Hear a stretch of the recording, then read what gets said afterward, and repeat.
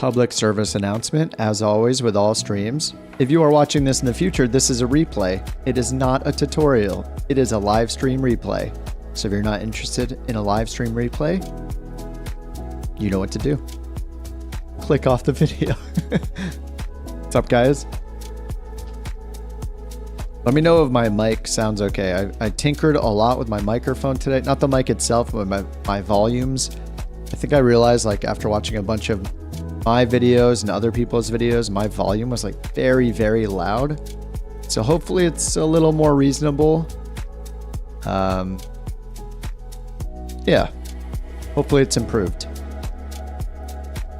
Yeah, I think it's Taildragger time. I don't know. At least the X Cub.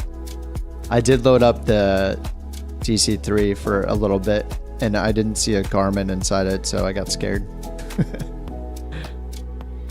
Volume's cool. All right, cool.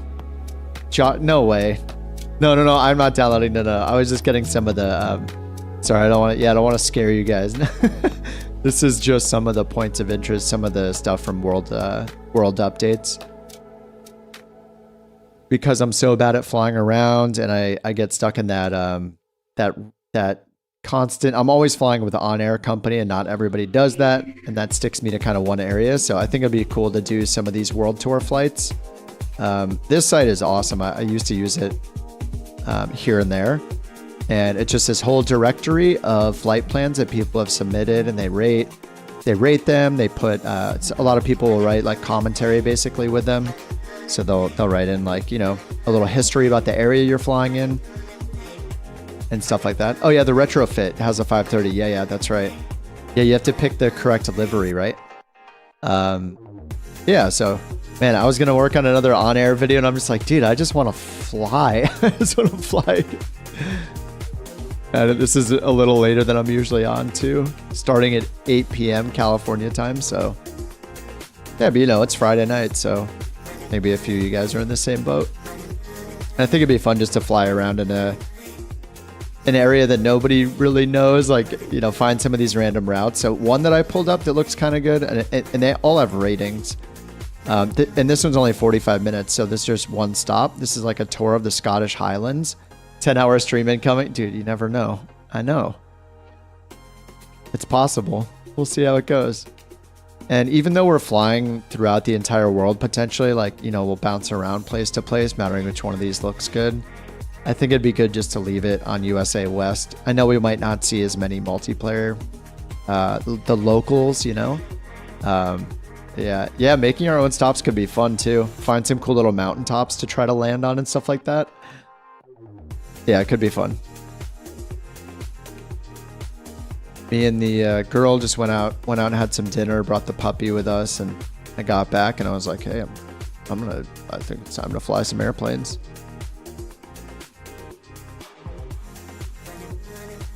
The locals should be asleep. Oh yeah, that's true. That's true. Forgot about that whole thing. Oh, and Venus is here too. We can see if Venus is visible this time.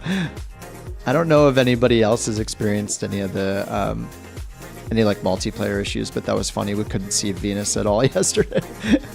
So hopefully we could see you tonight. And this first leg, like, this will be a nice little starter one. This is just one I picked at, you know, I'm picking them at random in general, but this one says recommended aircraft, or like a Cessna 172 or 182. So anything as low as the 172 should be good. Let me get that text a little bigger here. 45-minute loop. So this is Scottish Highlands. And we'll do USA West. But yeah, I figured Cessna 172 style, like that, you know, just a light single engine piston is good. And I can grab the X Cub and face plant a few times. So it should be fun. And it says it's got tours of locks and castles, mountains and valleys, viaducts. Sounds pretty cool. So I think this will be a good quick starter one. Oh, you're downloading landing challenges?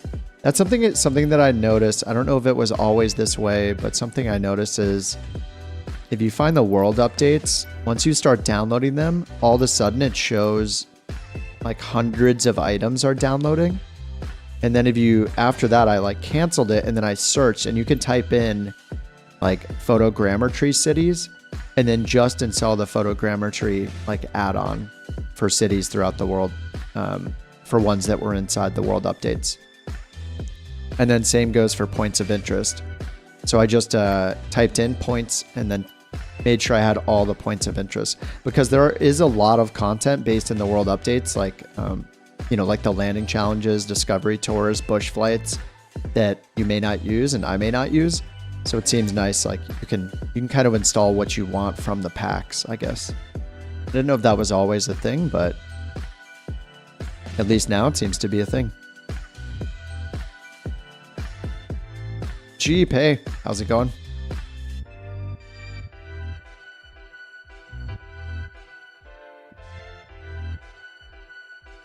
All right, so this is almost done. I'm not going to start any more of these, and I think we can. If you guys want to join me around the Scottish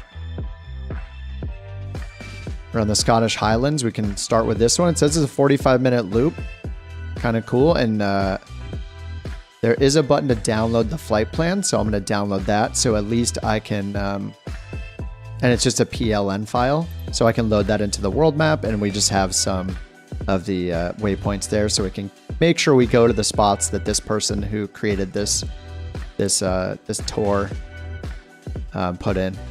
Man, it's got 20 ratings, 5 full stars. Amazing. Oh, you tried downloading.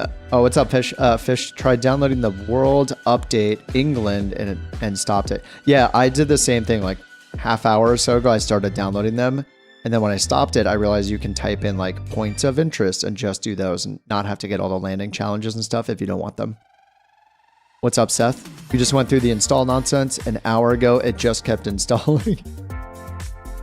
Supposedly they improved it earlier today. They patched it or something. The dev team did, and they said to basically start it over by deleting all the files, kind of like I was doing yesterday when I was troubleshooting, and a lot of us were troubleshooting. But they said it officially that that's the way to do it. So yeah, it is a tedious process. Supposedly today it got improved, so you don't have to do it as many times to get it fully installed. Watch a few of the 530, 430. If you mean the Garmin's, then awesome. Yeah, dude, I love the 530s and 430s. They're so compact and just so many features. I don't know. I like them. I mean, that's what I started on, was doing those, doing the 530, 430 in the Cessna 172. All right, I got the plan file. If you guys want to download the plan file yourself, I'm going to go ahead and put a link to this in the chat. And if you scroll down a little bit, you don't have to log in or anything, which is something that's really nice about this site. But if you scroll down a little bit, there's a little blue download button, and this will download a plan or a .pln file, and you can import this into the world map, and that'll set your avionics with all the waypoints that this person defined for this route. So it just keeps us on track. We don't necessarily need to use autopilot. I'm going to try my best to not use autopilot. And yeah, then there's a bunch of instructions here. So say it's a 45-minute loop to show off the Scottish Highlands. And they recommend putting the weather at something specific, but I'm just going to leave it on the default weather for now. And it says to depart northbound, and it just describes the route. It does say that you should initially climb to 3,500 feet for the best views and clearance from terrain and obstacles. So we'll do that, climb up to 3,500 feet. And then down here, they have screenshots. So everybody that makes these tours add screenshots.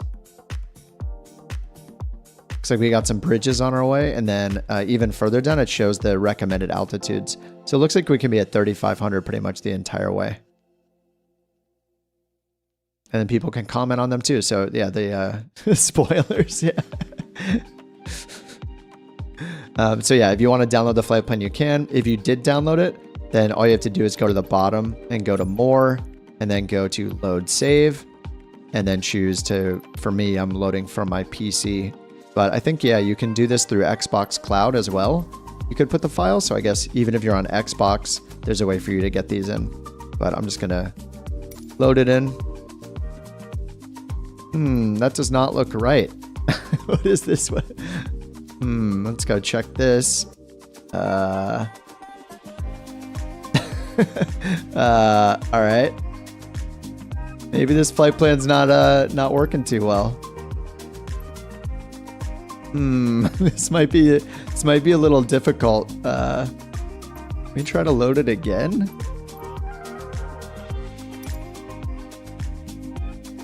Oh wait, did that work? Wait, what is this? Wait, I'm so confused. I've never seen this before. Airborne at 760 feet. All right, let me go back to home. I feel like this sim's gonna crash. Oh, it loaded correctly for both of you? That doesn't look right. What's going on? What the? I don't know what's going on. Yeah, re-download it. That's strange.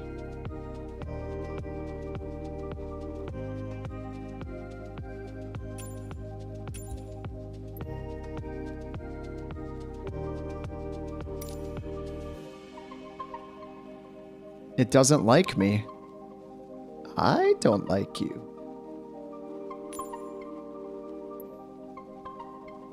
Let me try something here. I'm going to go down to filters and turn...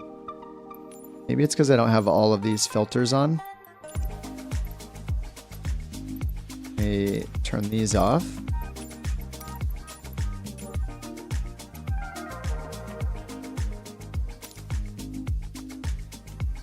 Very weird.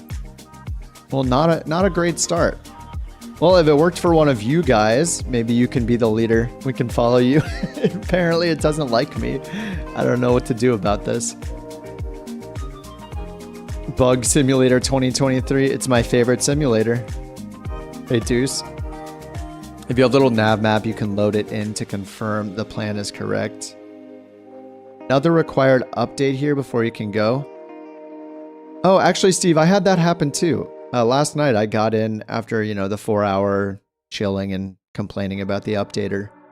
And then when I loaded it up today, after flying those few flights last night, I opened it today and yeah, it gave me a quick, it was a pretty quick required update. Do we all have to run a Taildragger? No, there's no requirement other than that it just recommends you fly it like a Cessna 172 type of like equivalent kind of plane, or Cessna 182. So I think any piston would be fine. And actually we might want to, if some people want to run floats, seems like we're going to be following this, we'll be in this lock right away. But if we're not going to all be in floats, then there's no point. But yeah, I would just say anything that's similar to a Cessna 172. Yeah, 787, yeah, the 747-8. Those are all good planes. Maybe the Cessna Vision. And if you're going to fly a jet, make sure to also bind your time acceleration keys, put it in 4 or 8x mode for the best experience. Absolutely. 310R, yeah. Even like the diamonds would probably be good, like the DA40, DA62. TBM's probably a little too fast, but anything piston should be good. I wish it was working for me though. It's kind of a bummer to not have the... Don't know why this is happening.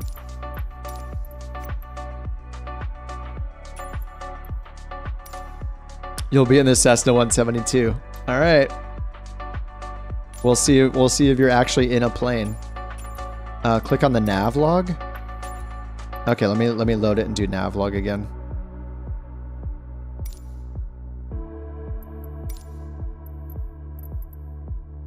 Oh, whoa. Unknown, unknown. There's just a ton of unknown waypoints. I got an idea. Let me open this file in a text editor and edit it myself. Open with Notepad. This is a good idea.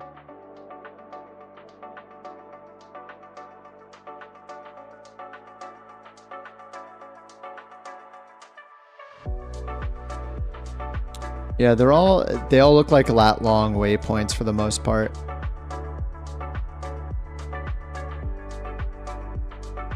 I don't understand how everybody but me is able to load this either. What's going on? Waypoint 1, 2, etc. for those unknowns. That's so weird. All right, let me do a quick sim restart. Doesn't take me too long to start the sim usually, so I'll just restart it. I'll try. If that doesn't work, I'm gonna follow all you guys instead. Hey, I'm the fearless leader. I'm going to plan this incredible flight around the Scottish Highlands. Can somebody show me the way? Can someone please take over?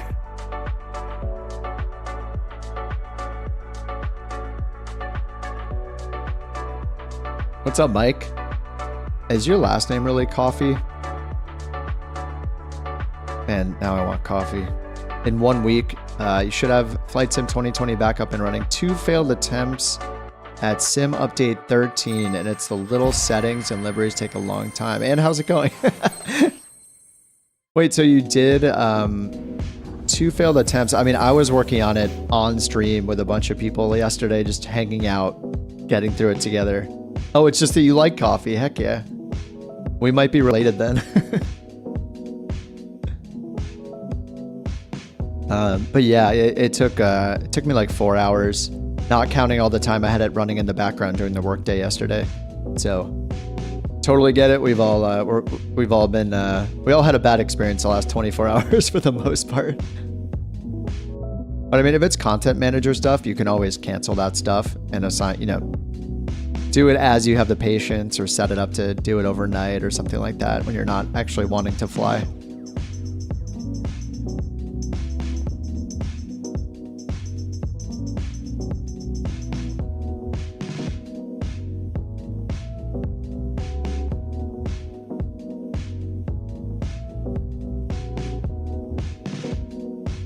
All right, so yeah, if it doesn't work, I'll just follow you guys if that works. If you guys have it in your avionics, because clearly it's not going to work for me. Flight sim music drives you nuts. It's actually not flight sim music. Or are you talking about the music I'm playing, or the actual flight sim music? Because this is some copyright-free goodness. Here, I'll change it. Next song. This is like a multi-year effort to get some good copyright-free music that can be used on the streams and stuff without getting a copyright strike. Oh, the flight sim background music. Yeah, I turned it off. What's up, Jason? Marcos? Oh, good night, Marcos. I am by. Yeah, I turned the music in the Microsoft Flight Sim background music to 0. I just turned the music in that to 0. Yeah. Completely in the sound settings. You work so hard for my single little like. May the algorithms bless you. Thanks, Steve. What's up, Tom? Am I gonna fly the velocity? Oh yeah, we should all get in the velocity and just let it descend as quickly as possible. All right, let me try to load this flight plan again. We're on USA West, but we are going to the Scottish Highlands. All right, let me try opening this flight again. Oh my, it just hates me. All right, well, I'm just gonna start at North Connell and at parking, USA West on the server. So make sure you choose USA West from under your name menu in the top right. And then under flight conditions here in the top right, make sure you have all players turned on. And then live traffic is up to you if you want it on or off or what. Just gonna keep it off.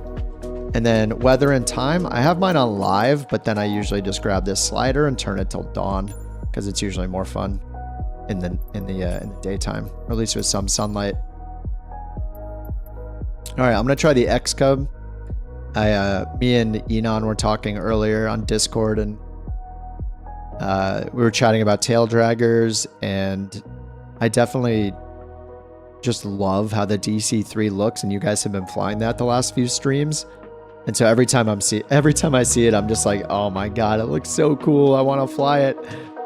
So I'm gonna start a little smaller than that. I'm gonna start with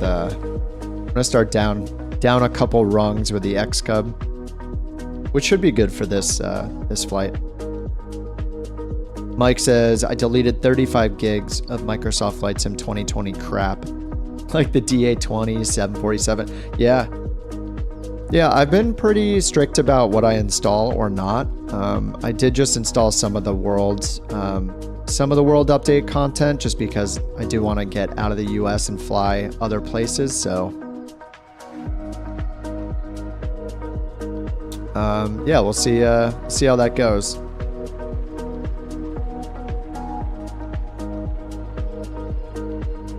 All right, I'm gonna get this little X-Cub started up. I don't think I know the checklist in this thing,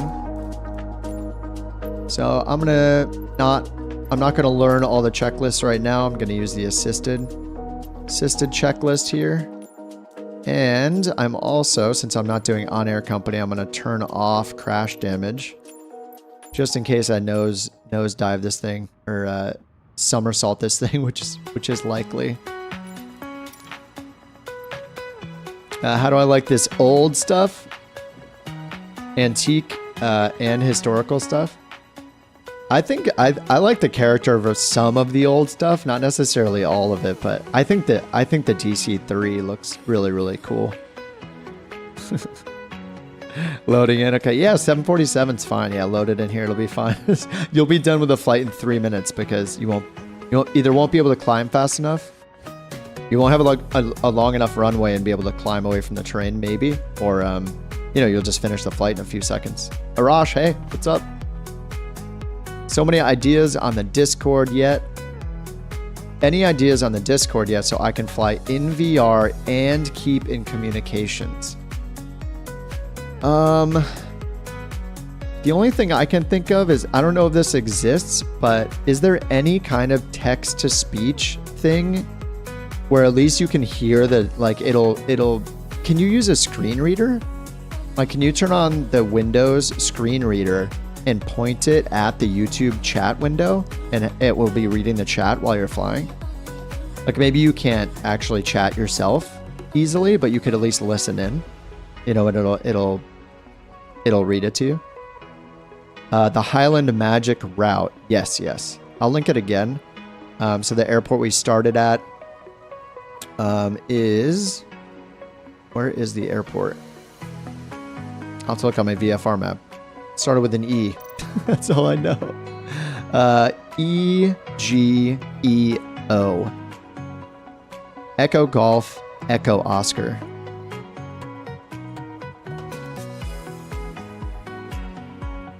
EGEO. Electric Geo. I left the windows open, full of snow. Wait, does this even have windows? I actually don't even know. It does have windows on all the sides, right? It's not like open. Yeah, okay. It's got that sweet sunroof though. Moonroof, sunroof, so that'll be pretty cool.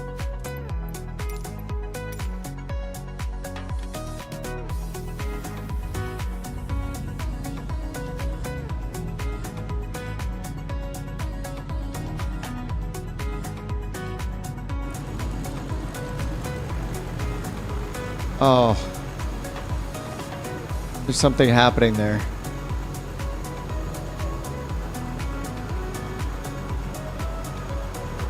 What's going on, guys? Come on. Wait until later in the night to get a super friendly, okay? Adult TV. Can you guys see me? Let me take a look. Can anyone see Venus? Oh, what is going on? Oh, I have my fingers on the wrong buttons. That's what. Oh, you're still invisible. What is happening? Venus is right next to Kohlberg. Does anyone see Venus? How? What? How is that? I see Venus's lights actually, but I don't see a plane. Anybody? Anybody see Venus?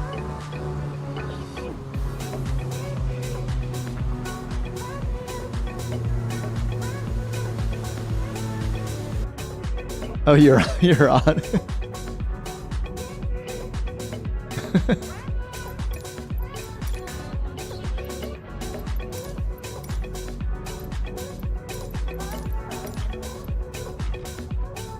You do see Venus. Nice, nice. So am I the only one that doesn't see Venus?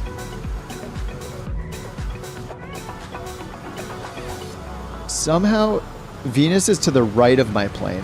Venus is next to me and Kohlberg. I only see Venus's lights. I do not see a plane. I don't understand. Going in VR, I'll try not to blow anything up. All right, Jeep, good luck. Yeah, I don't know what's going on with. I just see lights. Venus is like a wisp right now, just flying around. Firefly wisp style, just a ball of light flying around. The light of Venus. That is so weird. Venus, you're on PC or Xbox? I don't understand what's happening. It's so weird.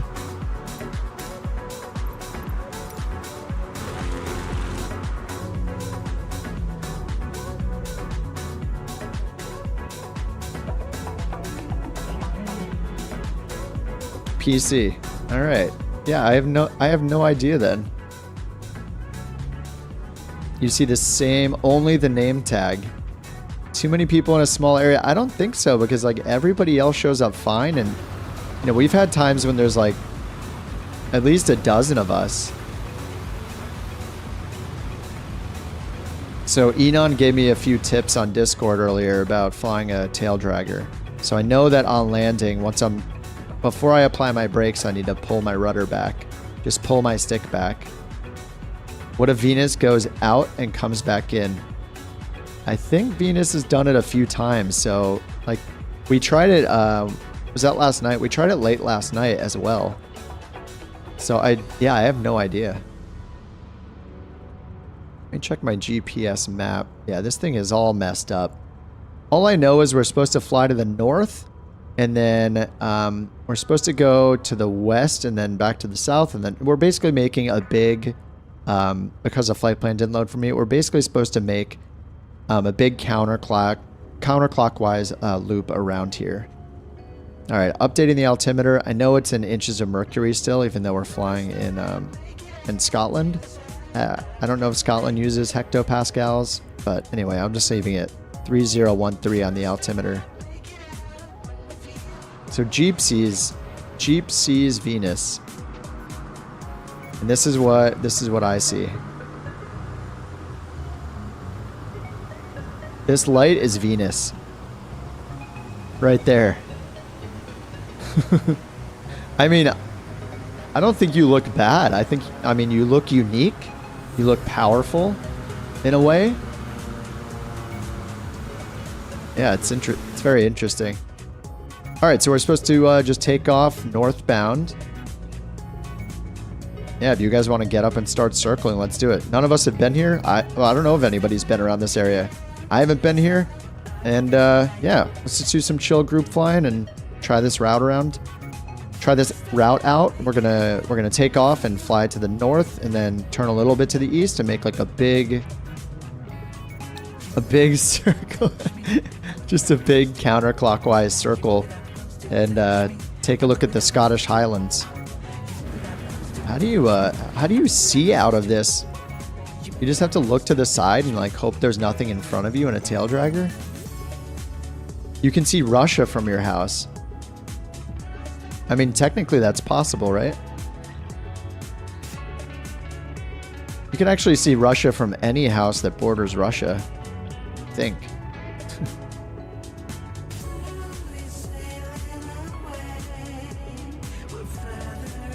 YouTube is telling me that it's gonna run ads for people. Hold on, let me stop that. There, delay ads.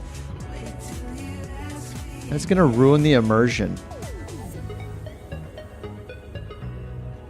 Ads are off? Sorry, let me make sure there are no ads that are gonna run. That's really annoying.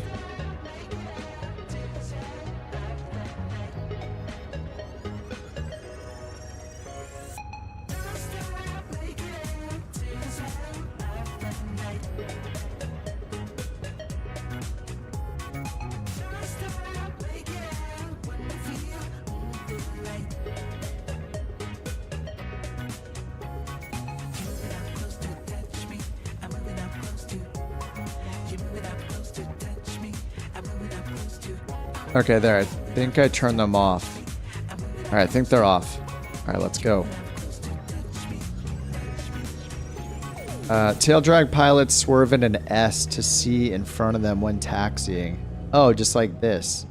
Oh, okay. Well, that makes sense.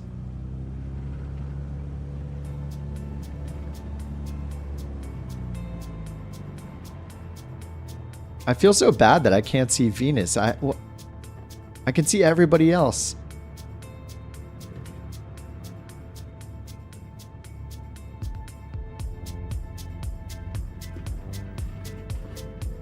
Whoa, this thing turns like... Whoa! This thing turns so sharp. Guitar Lord is with us. Dude, what an awesome name.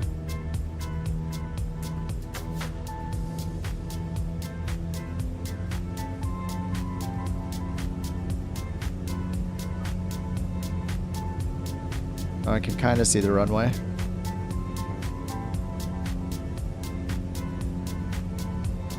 All right, we're up. Taildraggers are super maneuverable. Taxi outside of the plane. Yeah. I know I can do that. I know I can do it. I want to learn the right way, you know, how the pros do it. But yeah, don't all pilots keep a bottle in their flight bag?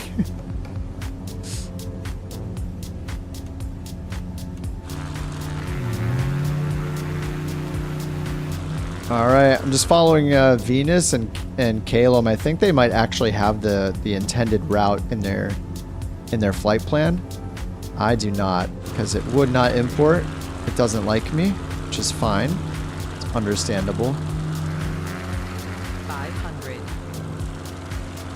And it recommended climbing up to 3,500 feet. So I think that's because we're going to head to the north where the terrain goes up at some point, but it's pretty fun to be low like this for now.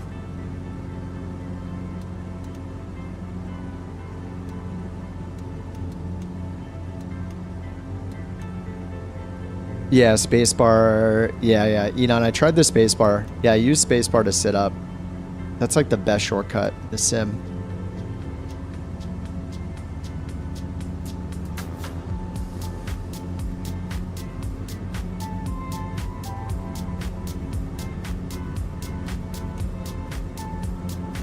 You'll bring up the rear when your PC decides to load. All right, sounds good.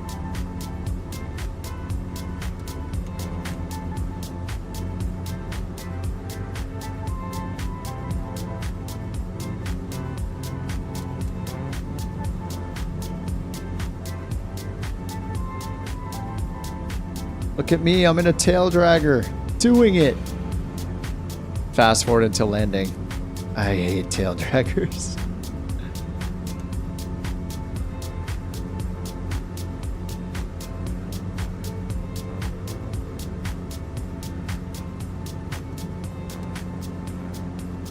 Actually, Enon or Venus, do either of you have the actual route working? I think one of you did, right? Could catch up to you guys and then follow you. Or did Josh have it working?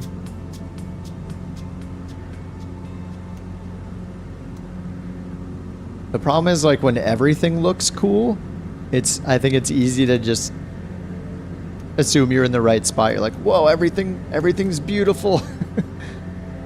Oh, you have it? Nice, okay.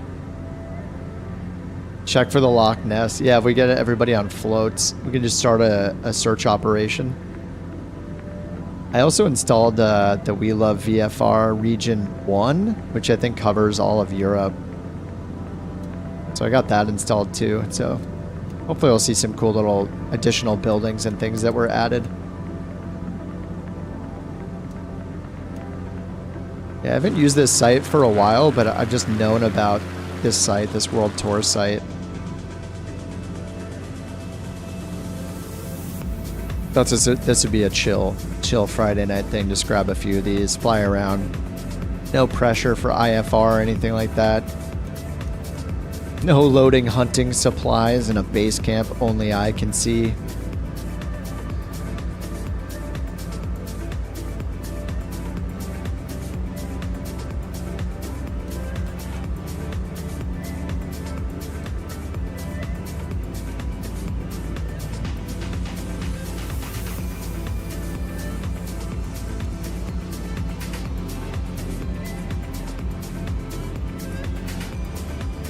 Your time is set to sunrise and it's awesome. Oh yeah, I wish it would be cool if they made a lock button for the time. I'm gonna pull mine back to sunrise. Oh yeah, nice. Beautiful.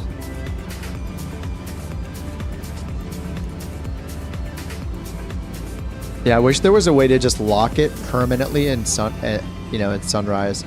And as you move, it like automatically changes the time so the sun's in the same position.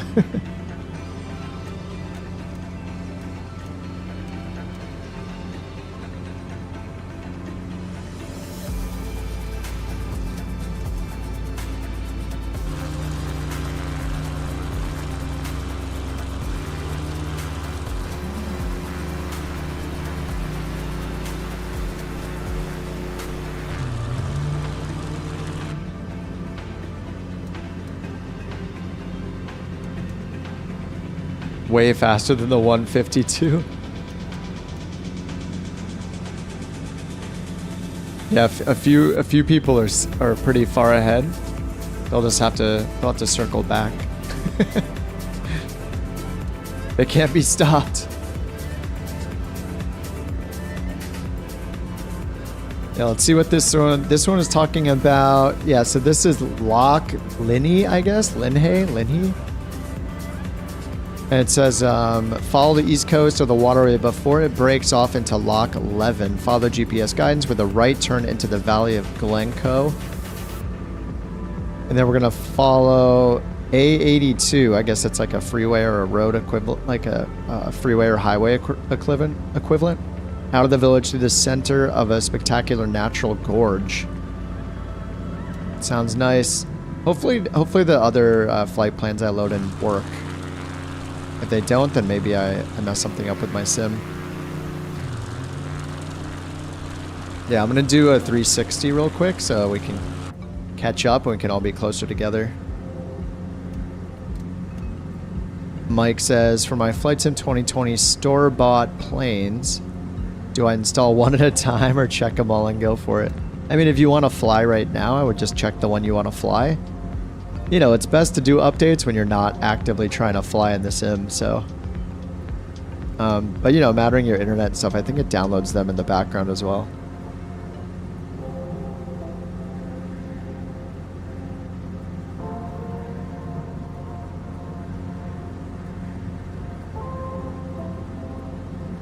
Oh, did you land on that island, Enon? What? Or unsuccessfully land on that island?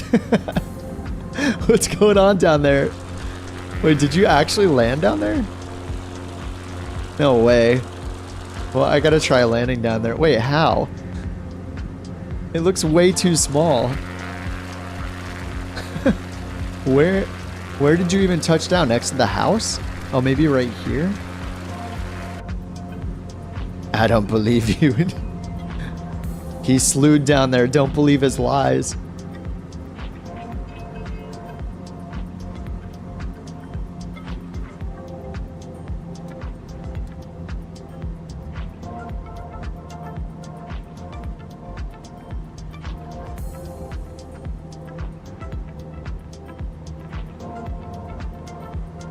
Crash with his crash settings off. Yeah, that's what I was thinking.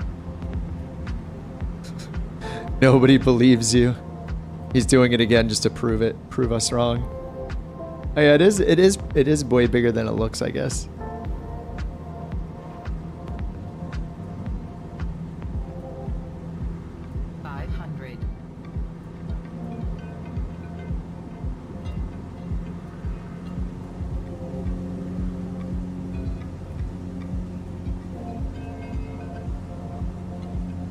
He's doing it. He's doing it.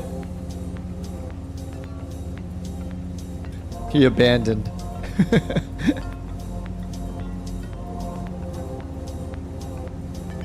Oh wait, do you have floats?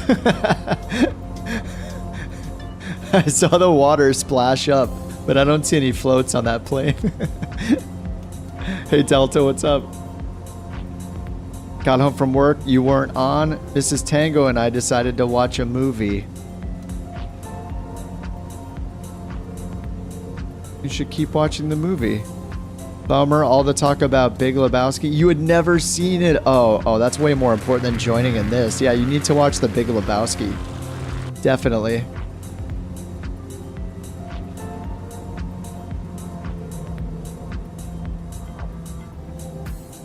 How many planes can fit on this island?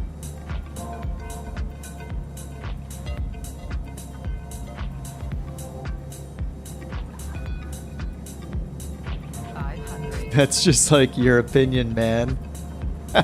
Both of you. Coen Brothers. Dude, it's so good. That movie's classic.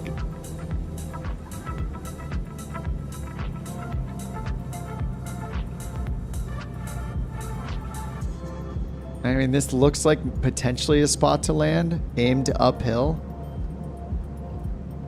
Oh no, that's a bad idea. Oh no, go around, go around. Oh.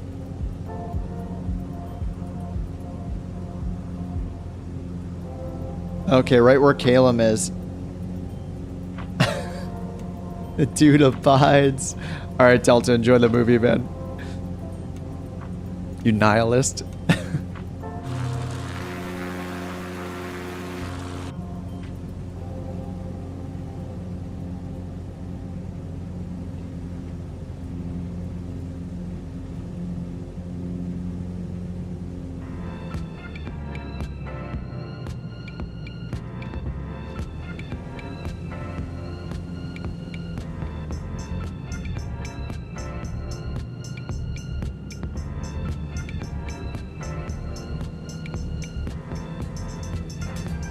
These quotes tie the room together.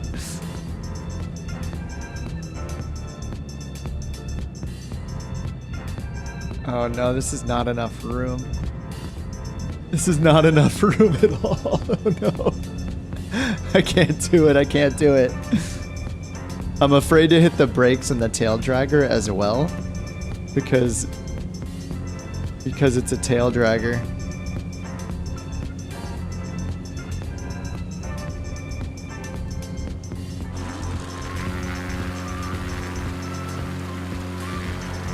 Good at slow flying, straight and level, yeah. And picking the right spot. I think landing at the spot that Enon's at right now, like that end, that side looks pretty good. Yeah, I gotta get some more distance for sure. Tying the room together. They mitricated upon your rug, dude.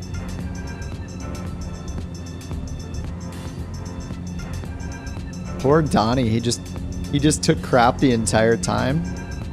And then I won't spoil anything about the plot. But man, Walter really hates Donnie. Talking about unchecked aggression, dude.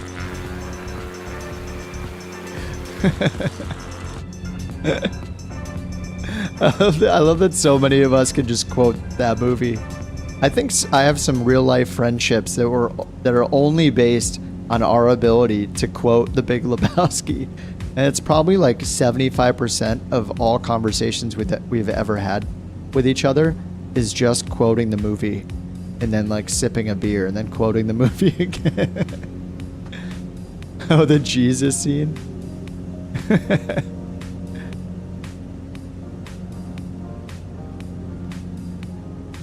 What do you have to drink? White Russian. The bar's over there.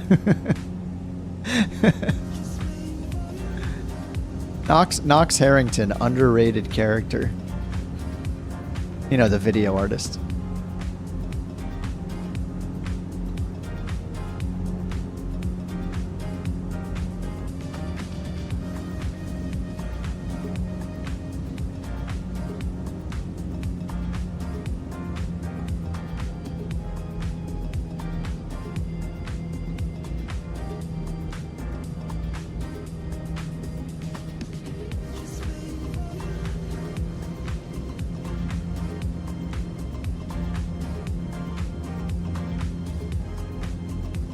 There's not really a clear section to land without trees aimed this way, is there?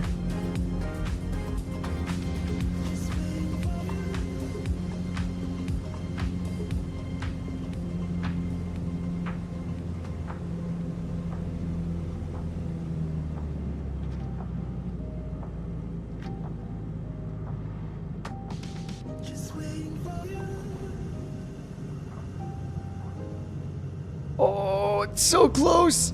Oh, I think I could have stuck it. I got a little scared at the end. Oh, that was close. That was close. All right. All right. Everybody ready to move on? I'm going to turn around and see if everybody's up in the air. We can move on. Now that we've had at least a few attempts each. It increases the chances of conception. BC Sim Pilot's going for it.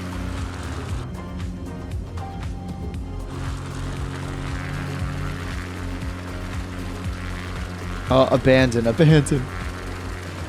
I almost had it, but it was like way too sketchy. I think the right decision was to abandon, was to go around.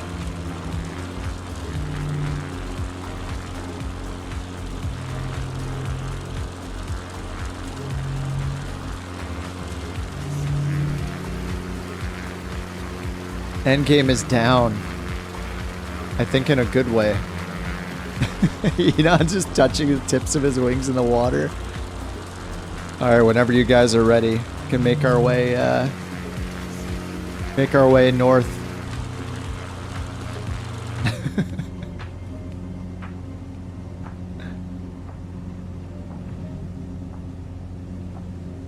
Oh, you blew up. Oh no. Good spot for a base camp.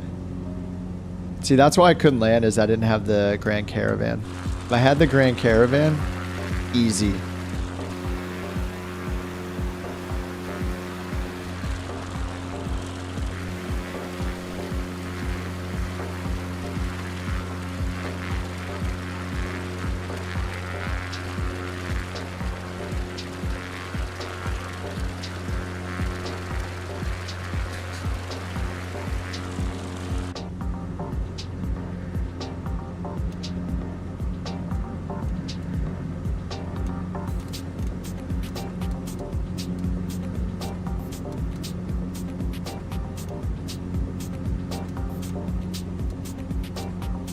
Plenty more spots. Yeah, yeah.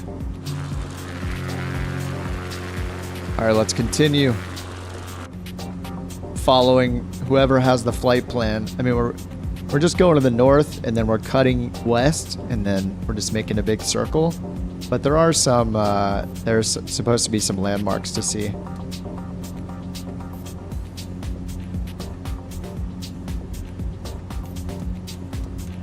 So follow Enon, or I think Venus might have it. I think pretty much everyone but me. I should just be telling myself to follow you guys. Kip, follow anyone, because they're able to load a file and you're not. You don't know how to do it.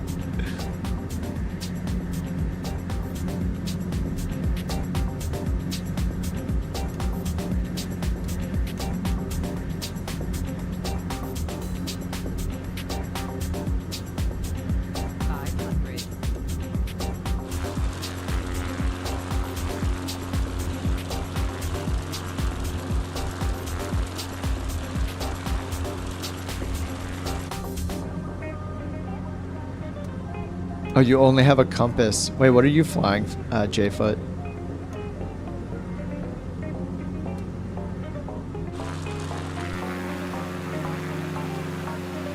Main thing to avoid is a nose-down descent when landing. Low power, nose-up level descent. Yep.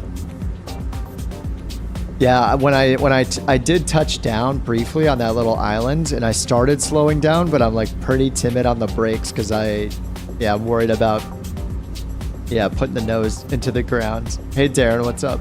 Another early start to your day in the UK, another stream. Who has forced Kip to fly a Taildragger?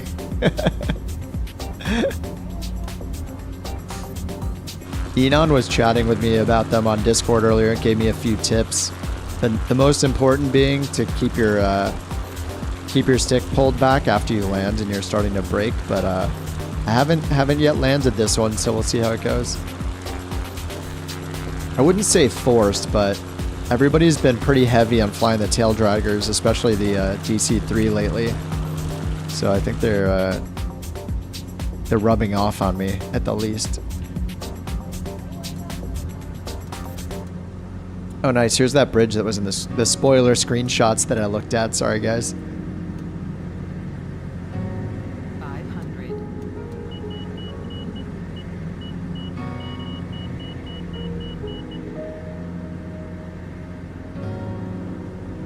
Is it a bridge or a dam? Sometimes it's hard to tell in Microsoft Flight Sim. It's a bridge. But can you fly under it? Probably not. 500. Might not be worth risking it. Oh man, dude, this looks so good with the sun. The reflection from the sun. It's beautiful. Rudy, what's up? I've not gone through done any somersaults yet. This is the first take. We just took off, so not quite yet. I've definitely done them before, though.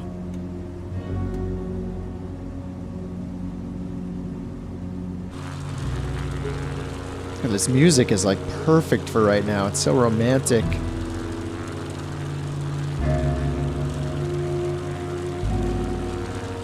Is that a castle? It's a bunch of trees.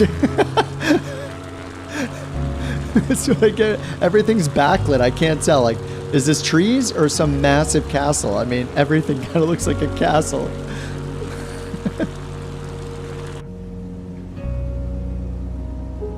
Oh, yeah.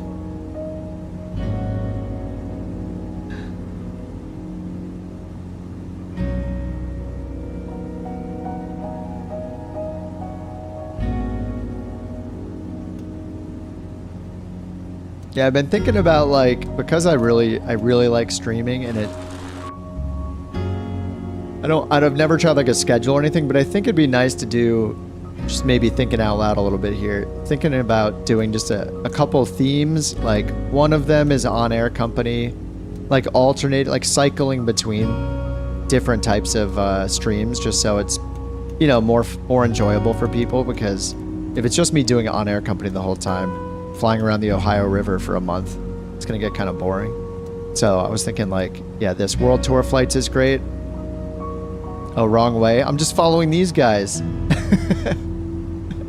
Alright, let's go back. Guitar Lord Jewel, we've strayed off the path into the beautiful area. Enon, he doesn't want us to have the enjoyment of looking at the scenery. Alright, on my way to you. Oh, we're right next to you guys. All right. Yeah. Anyway. Yeah, I was thinking maybe I could at least start with, like, you know, put in the shuffle. One like on-air stream where I'm doing base building and stuff. One where I'm doing VATSIM flights, because I want to get back into that. I think the Cirrus Vision Jet is a really good candidate for VATSIM. And then World Tour flights like this, like finding either, you know, this site has, like, I think hundreds of cool scenic places to go in the world. And this is something everybody can just, yeah, choose whatever plane they want. It's low pressure. It's all about the scenery. So I think it'd be cool to, like, jump around between, like, different stream types, you know, because I would do on air every single day. But I think that would just kind of get boring for the rest of you guys who aren't doing it. Oh wait, are we in the right valley now?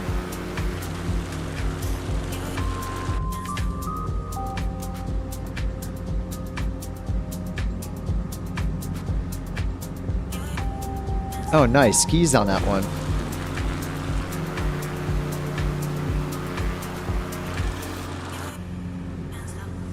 Let's slow down a little bit, let the leader get in front.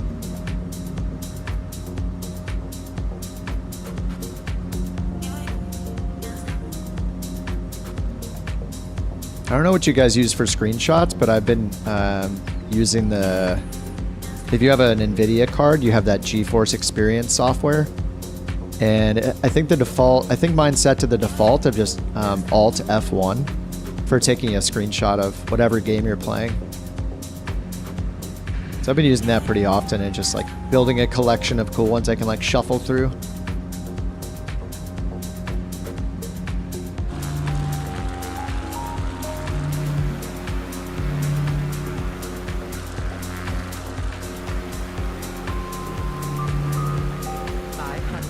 Where's Enon? I don't see him. Oh, I think he's way above me. Let's see. Oh, yep. He's climbing.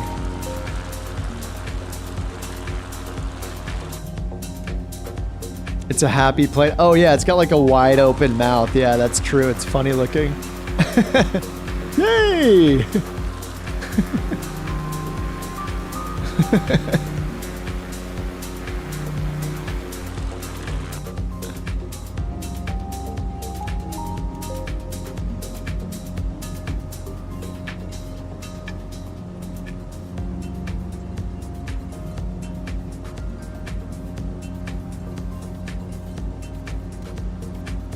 It's not modded, no. This is just the stock X Cub.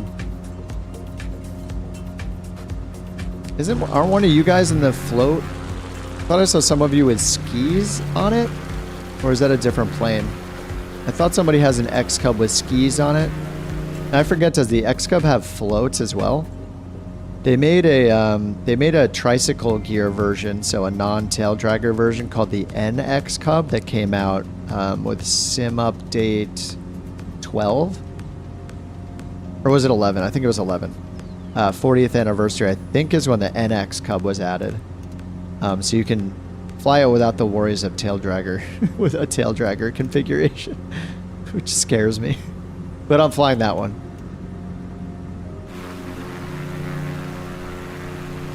Yeah, do we want to find another landing spot over here, Enon, and we can rally? Pressing Y. You could use time acceleration if you want, but we can also, we'll just find a cool spot to land, like another mini landing challenge. Oh, the Monster NX Cub with the, like the big off-road tires, basically. The jumbo tires. Waiting on delivery of your Bravo throttle quadrant. Oh, the TPR pedals, yeah.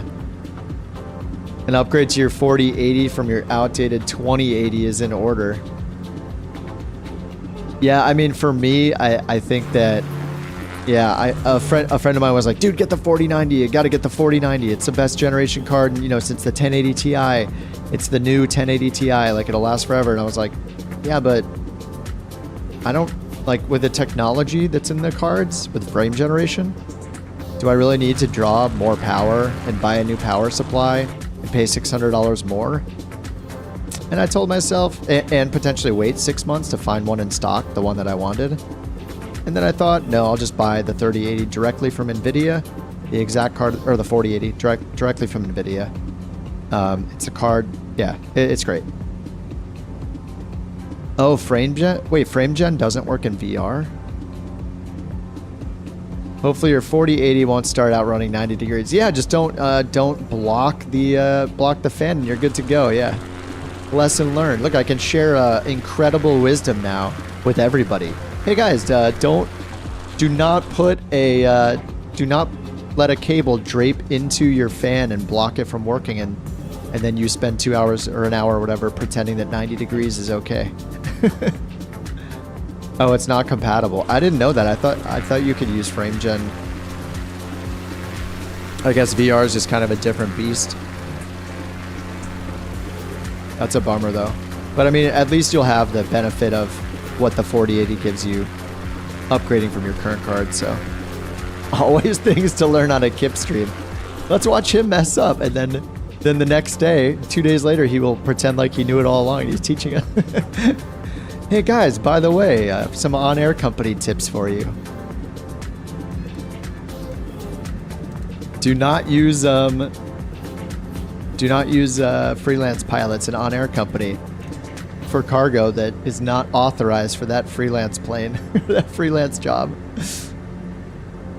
Hey Findic, what's up? Greetings from Turkey. We are in the Scottish Highlands right now.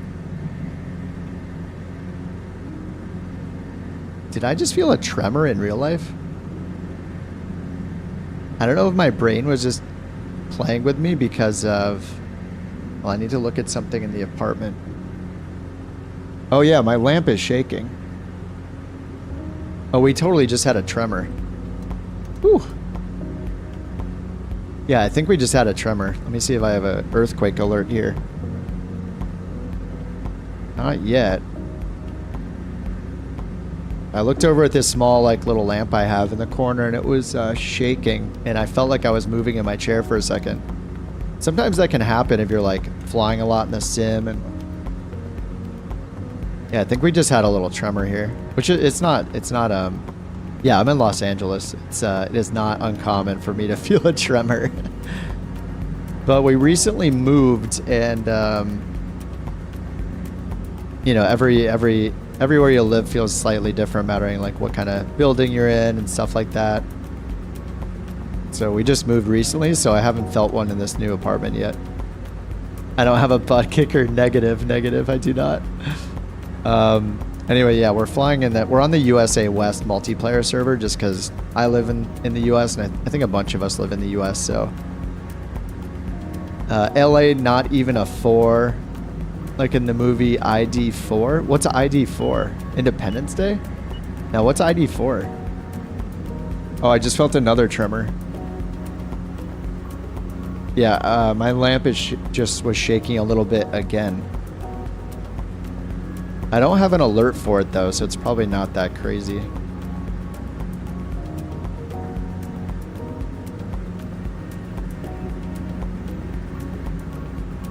If you have the Comanche A2A version, do not do what I did.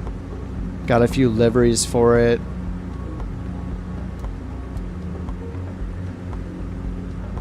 I haven't looked at the Comanche.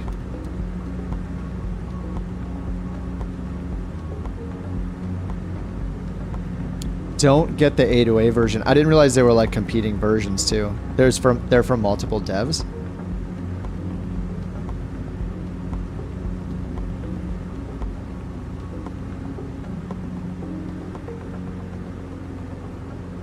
Oh, you got too many liveries. Oh, you did it to yourself.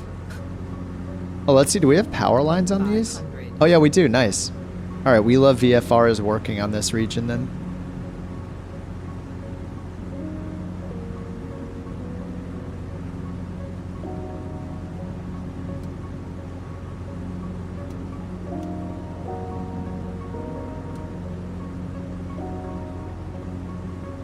Mike, when I eat a can of beans, I feel the earth move. Independence Day. Quote in the movie? Oh, like, oh yeah, that's right. The original Independence Day, right? When Will Smith and his wife, I forget the actress who played his wife, when they're like in bed and there's an earthquake. Yeah, and she's like, it's not even a 4. Go back to sleep. Yeah, that is pretty accurate.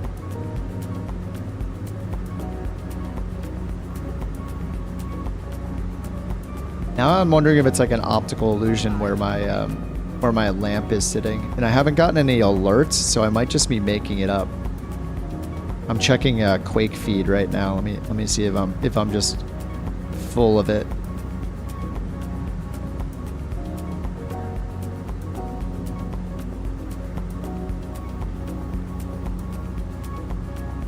What is going on? The sim seat keeps like opening a screenshot menu. Quake feed. No, it's not really showing anything.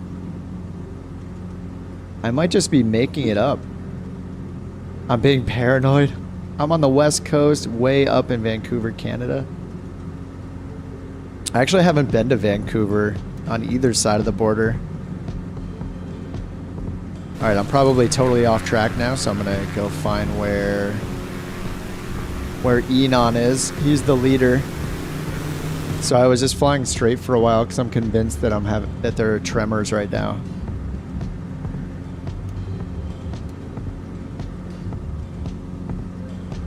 Yeah, I think we're supposed to go to the north, yeah, and then the west, right? We should be cutting west by now, I think.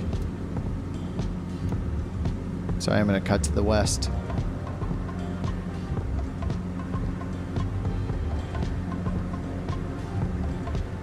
Oh, Jeep is on autopilot, following the plan.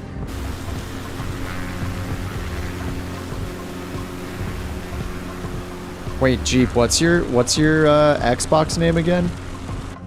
Everybody has so many people have different Xbox names, so I'm not sure which Sometimes I forget who's who. Kohlberg. I'm gonna catch up. What's up, Loyal? Oh, you are Kohlberg. Okay, cool. Downloaded and installed. Loyal says I downloaded and installed Sim Update 13. Download took 12 minutes. Content Manager took 31 minutes. All right. He's just showing off. Hey, Tom, what's up? Cheers. Oh, just saying hi. It's late on the East Coast. Yeah, I just decided to do a little, like, kind of late night. Couple flights. Do a couple flights from this world tour site that's really cool. Just some chill, casual stuff, and see if anybody else was on and wanted to fly along for a few hours. Yeah, thanks for stopping by, Tom. The sim and now the settings, etc. Do it when you have time. Yeah, I mean, Mike, if you want to fly right now, just do whatever you have to do to get flying now, and you can always set that stuff to download later. Graphics are looking awesome. People that updated did the update yesterday, a lot of them were saying that the performance is much better.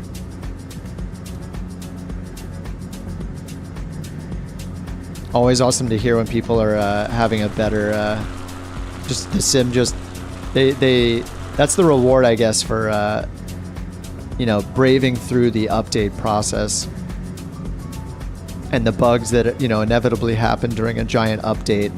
Is, hey, look, now your performance is better. Temporary pain. They had so many issues, did something today. Yeah, they did post a thread earlier today with an update, and they basically, pretty much what we were doing yesterday, and, you know, a lot of people were doing yesterday, was doing that method where you're deleting, you know, deleting the patch files and the FS package files that are corrupted, basically, and having them re-download it. So they did, like, pin that to the forums, I noticed today. It's like at the top of the forums, pinned on every forum. It's just like this giant thing of instructions for everybody, which says, you know, exactly what we were doing, which is going into your official folder, deleting those files, and restarting. And yeah, I think for people that hadn't updated the sim yet, it just worked, like, for those people. But people that were in progress, they had to go through and do that. The throttle quadrant and the yoke are not ready. Oh, speaking of the Bravo, yesterday I was like so surprised to see the lights on my Bravo lighting up because I hadn't had the software installed forever. And I don't know if Elaine is here in chat, but I think Elaine was saying that it was called like the ASC bridge or whatever the thing is. That is still in my community folder.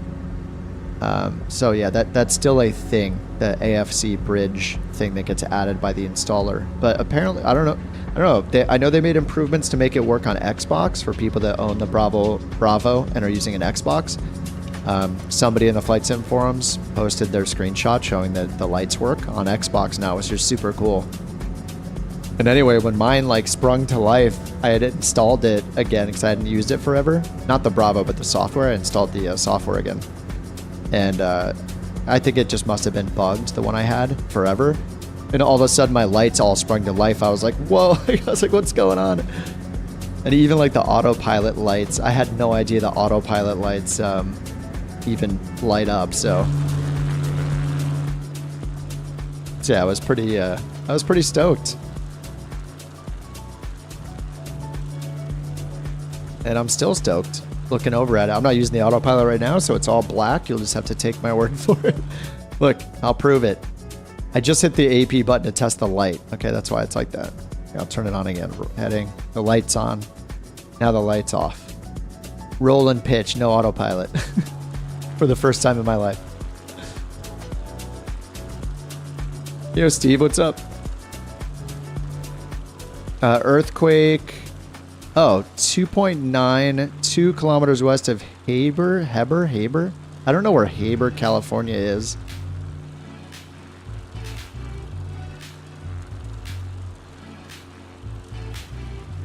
Yeah, 2.9 is like too small to even feel, really.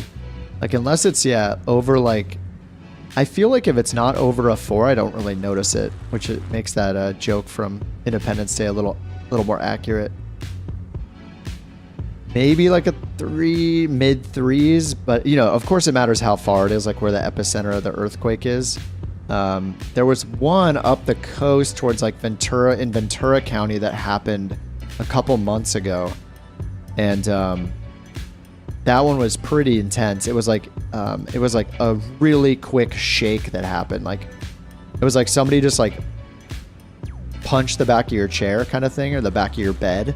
It was just like a quick jolt and that's it. There was no like rolling sensation, you know, afterwards. Knock on wood, knock on mouse pad, I guess.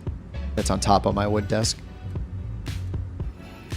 Only tremors I get here in the UK is when an Amazon delivery truck pulls up outside my crib. I mean, that sounds as exciting as an earthquake, though. I mean, mattering what's on the way. That sounds great. Loyal says he's trying to decide on rudder pedals. He flies on a PC with Bravo, Xbox controller, mouse, keyboard shortcut. Wait, why don't you want a yoke or a stick next? I would get a stick before I'd get rudder pedals personally. Like rudders are really nice, but I don't know about you guys, but unless I'm doing like steep turns or stuff like that, or taxiing or on final, I'm pretty much like not touching my rudders. I'm not coordinating all of my turns in flight. Unless that's super important to you, like I would get a stick. I would get a stick before I get rudder pedals if you don't have one, because an Xbox controller sounds so difficult to use. Rudder pedals from Logitech. Yeah, the Logitech ones. Oh, Enon's at a bridge. Wait, where are you at? Oh, right behind us. Oh, I missed it. It was around the corner. Yeah, I would get a stick before I get pedals. Personally. Xbox controller all the time. Yeah, I would say number 1 is a stick. Number 2 is a throttle quadrant. Number 3 is pedals. Would be my prioritization. And you don't have to get something like, yeah, something like the honeycomb one. Like I've been using the TCA Airbus side stick for several years now. I got the Alpha and I use the side stick and I love it. Mainly because it doesn't take up as much space. I can easily put it away. So the way my desk is, like, it's good for me to just have my Bravo kind of attached all the time. I have enough room to just keep it attached. But during the workday, like, I got annoyed, like, taking the Alpha off every single day and putting it back on every single night. So I just got a stick. So I like my Airbus side stick. It's got enough buttons for me. It's got a thumbstick, like, hat.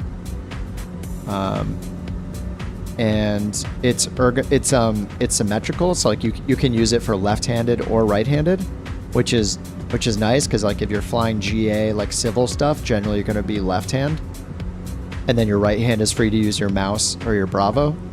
And you know, if you're flying like, you know, certain taildraggers or military planes, military jets, a lot of those are the opposite, so you could flip it if you really wanted to. And it's only like $90 US. So I like the Airbus side stick. Full disclosure, the to be fair, the twist axis on mine died a couple months in. Not that I really use it, but that did happen to it. The rest of it's been great though. That's the only thing that happened. Besides that, it's been great. Controls better than the yoke. Yeah, like the Alpha is good if you want all the extra buttons that it also has on it. Like the side stick has 12 buttons on the base of it that you can program. So you can use that for, you know, trim or, you know, just whatever you want. The Alpha has a lot more like things for starting the engine. It's got like your ignition. It's got your, you know, magnetos on a key looking thing. It's got a lot of thumb buttons like on each side. It's got, you know, generator and battery switches. So that is a nice thing, yeah, about the Alpha. Yeah, startup procedure. Yeah, it's definitely going to feel more natural to be using the like ignition, magnetos, and battery switches. You have a Bravo, so you have all the buttons you need with trim. Yeah, I use the trim wheel on the Bravo. There's actually a really nice add-on I got. It's like this silicone cover that goes on it, and it adds little ridges into it. I could find it later. You could probably just Google it, but it's like this really soft cover with notches in it that goes on top of the Bravo trim wheel. It's awesome. But yeah, I think the Bravo is kind of a must-have. It's too good for every type of plane. And the autopilot section and the light switch section, flaps, gear, just how configurable it is. Really, really cool. Gonna have to set up the Bravo. Well, it should save all of your settings in the cloud. Like, at least for me, all of my shortcuts are saved in the cloud, I think. So like if I delete the whole sim and I come back to it, pretty sure all of my stuff is still saved. As far as like shortcuts go. Alex says, I have a Logitech rudder pedals. I don't like them. Yeah, I started with those too, Alex. The Logitech or Cytec ones. Yeah, I almost feel like it wasn't even worth using them. Like maybe just to get the basics down of like braking and how rudder pedals work within the sim, but yeah, those are really frustrating to use because you have to put a lot of force into them before they actually start moving. The acceleration that happens because of that, it's a pain in the butt. Yeah, I use my side stick to the left. Yeah, so I have the stick to the left, the throttle to the right, and then right in front of me is my keyboard, my mouse.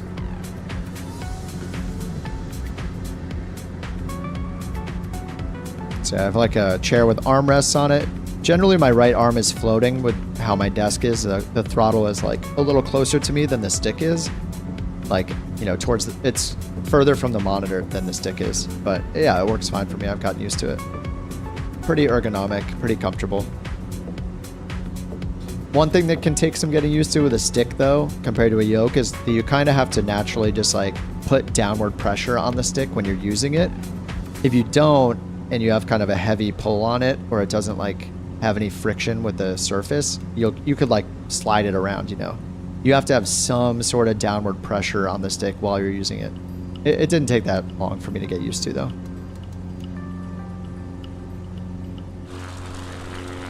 Because it's not like pinned to your desk, Does everyone use Authenticate to manage the trim wheel? Oh, I've never heard of that actually, Tabs. I spin that wheel like crazy to get it to respond to like any set of movement at all, but I've kind of gotten used to it. I think the trick is because how the trim wheel works is it's not set to an axis, right? It's set to a button press. So as you're rolling it forward or back, it's repeatedly pressing a button essentially. So it's kind of the same as putting it on a keyboard key and rapidly hitting the keyboard key. And it has like a maximum rate that it'll push that button as you spin it. So it's actually faster to move it more slowly than you think you have to, but keep moving it consistently. Like that's how I've been using it. So like I'm kind of constantly pushing it. If you push it faster and faster, it's not actually going to register more button presses. It has like a limit on how many it can actually register. So there is kind of a maximum speed that you can roll it where it'll be registering as much as possible. Genuinely using Authenticate, change it drastically for the better. Already had a preset for the Bravo trim wheel. Lower the rate. I see. Yeah, I haven't tried it, so I have no idea.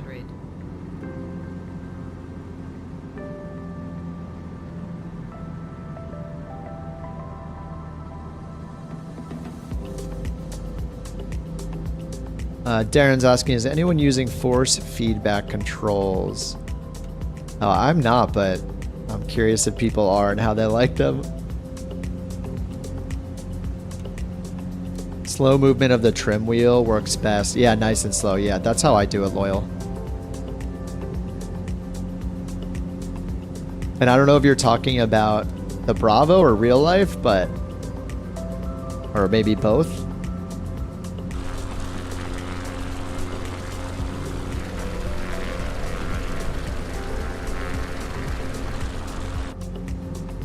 Seems to be affected by frame rate. Oh, interesting. Oh, both. It can still jump around if it's fluctuating.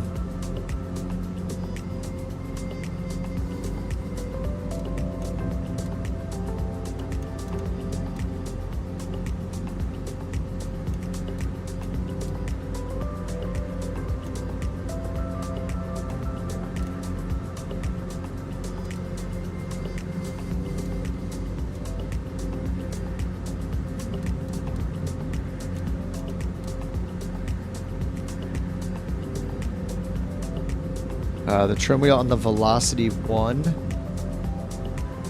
Oh, minus 60%. Wait, so can you... Did they make an update that I, you know, in my absence where you can change the rate that the trim wheel does? I remember they had like, I think they had 2 buttons at one point. Like there were 2 controls. It was like trim wheel up and trim wheel down. And then they added another one called like slow or something like that. Are there more than those now? I mean, I could go check myself, I guess, but...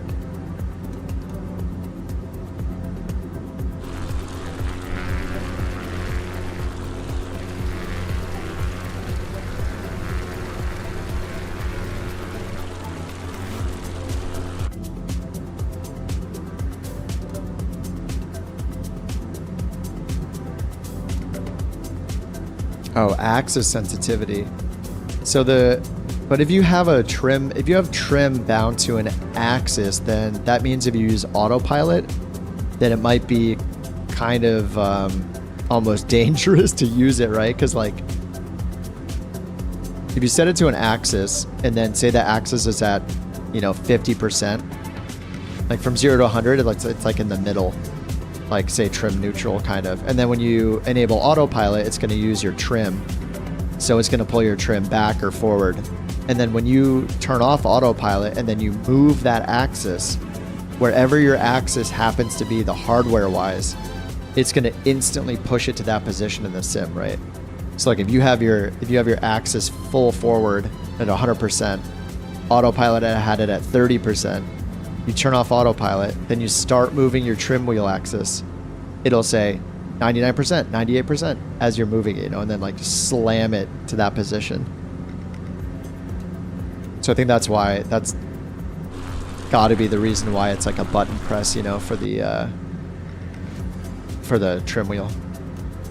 Dangerous is opening a window mid-flight. Actually, does this thing have a window?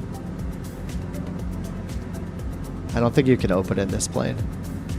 Well, I did turn damage off today, so not dangerous today.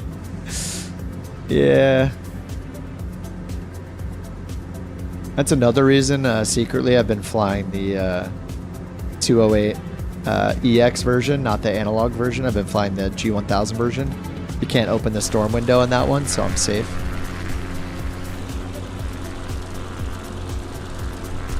Proper...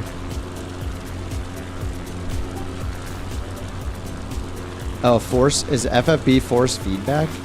I don't think I've ever used force feedback anything. Unless you count like the rumble in the rumble in like a console controller. But for PC, yeah, I don't think I've ever used force feedback.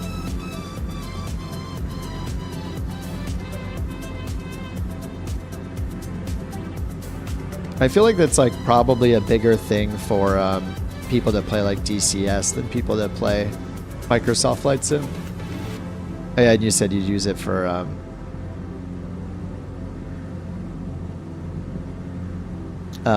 racing, sorry.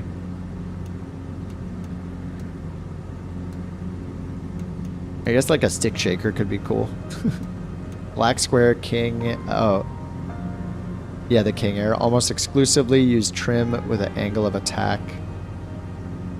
Trim with an angle of attack, ITT, and prop RPM. Man, yeah, Black Square, when is the 850 coming out? Surprised it didn't come out like today.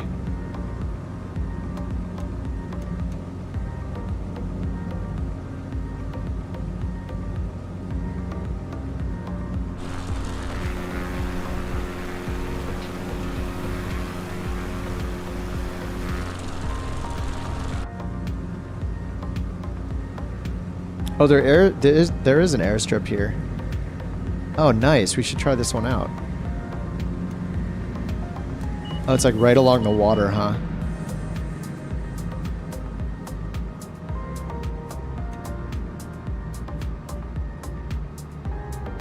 Gonna check my fuel.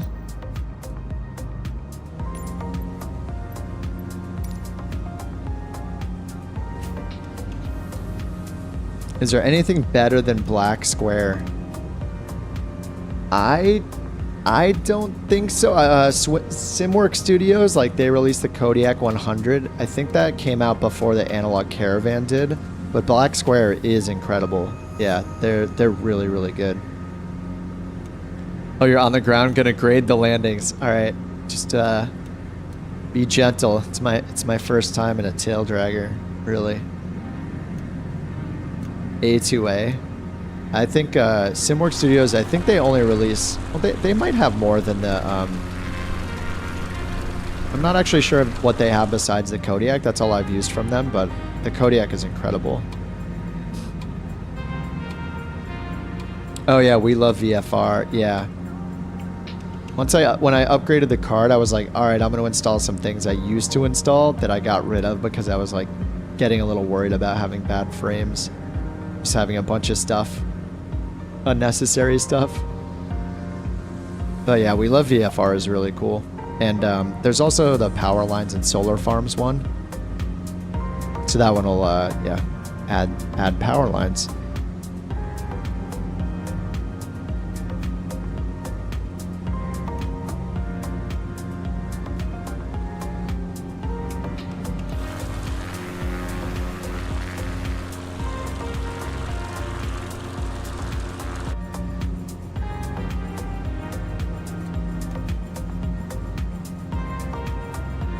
We're gonna land on this little airstrip over here that me and Enon are near. We could just do a flyby maybe, so not everybody's waiting. All right, there's still a bunch of us that aren't here yet. 500. Yeah, we could do a touch and go, I guess. See, I'm scared to do a full stop, so. Here come the ratings. 9 out of 10. Dude, setting the bar high right off the bat, Jeep. As you land a Taildragger, pay attention to the Angleton wingtip in relation to the ground. Easy enough. Wait, this is an airstrip?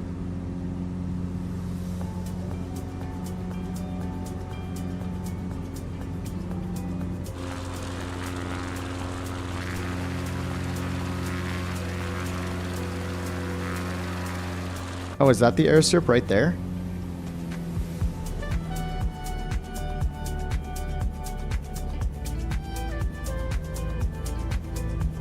Where is the airstrip?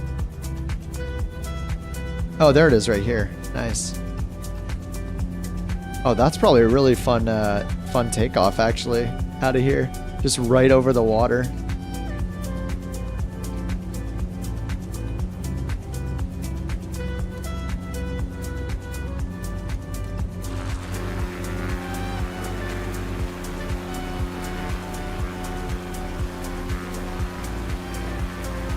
What a cool spot. Is that a... I forget if that's a mine or what. I think that was listed inside the... yeah, inside the text here.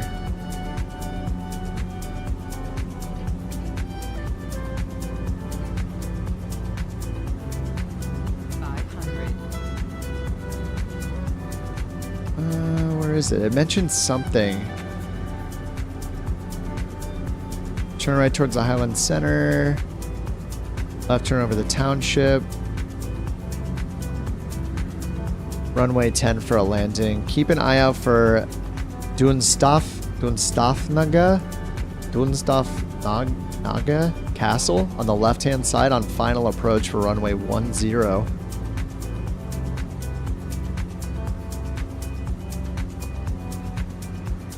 So I guess we're supposed to go like to the southwest and then go for runway 10.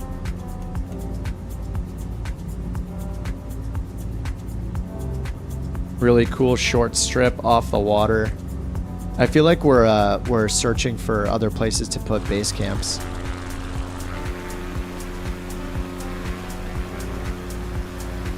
Okay, that's cool. There's like the like road goes right up into the mountains, like right behind it too. Whatever that landmark is over there.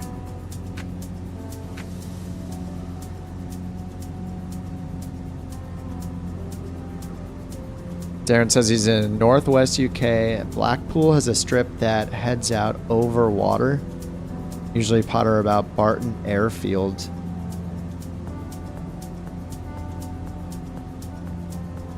That sounds cool. I haven't, I feel like I don't go to airports that are interesting enough most of the time.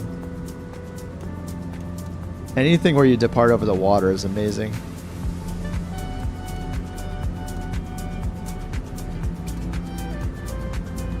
Yeah, looks like you guys are going in for runway 10, right? Going down more to the southwest and then turning in for 10.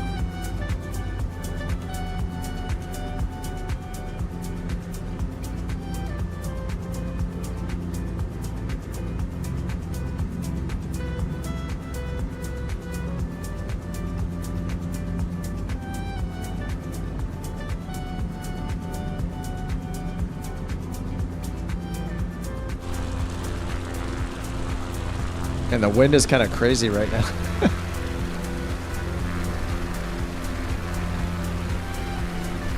Did you guys spot the castle? There's supposed to be a castle on your way to runway 10 when you're on final. It says, yeah, cross back over Loch Linnhe to the settlement of Olban. Make one last left turn to align with runway 10. Keep an eye out for the Dustafnaga Castle on your left-hand side on final approach. So it must be over here somewhere.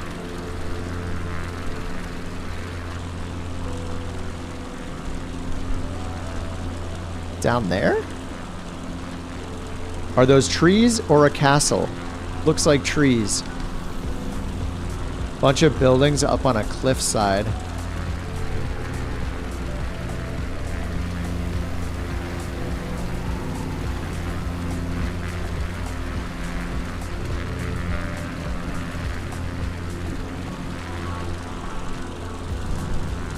Let me see if it's on the VFR map.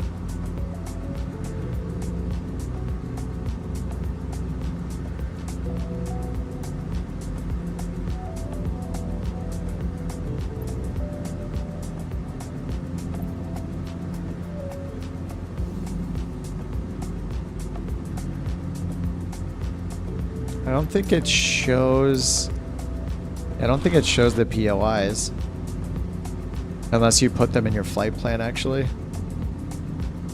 It used to show points of interest, though. Oh, it's way over there?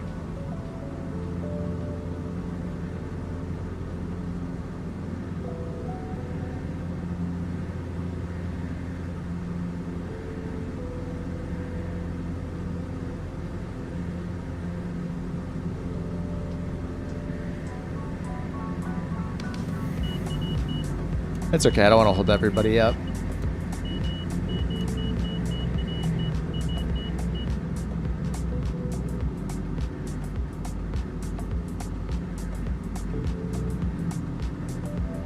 Jewel coming in hot.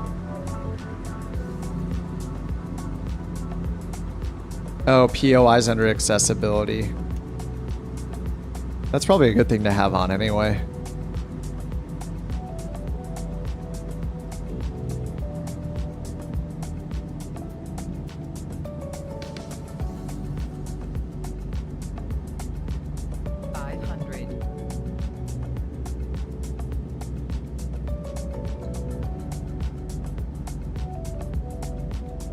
Oh, I'm ready for a 1 out of 10.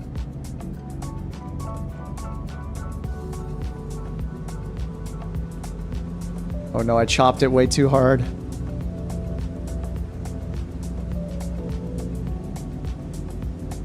I'm way too fast.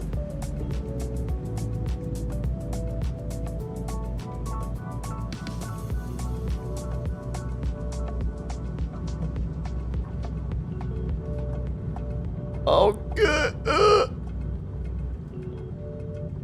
Don't tip. Don't tip. It's so hard to center this while pushing the toe brakes down. I'll take a 3 out of 10. I'm alive. Does that count? Oh my god, that's so sketchy landing these things. I don't know how you guys do it. Can't see where I'm going.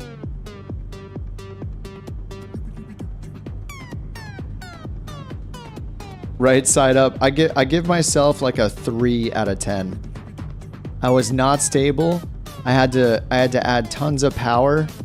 I had to... Oh my god, it's playing this song again. How is this possible? I swear, I this is not a setup. I don't get it. How is it always playing? There's 1,000 songs. 1,000 songs in the playlist. This makes no sense.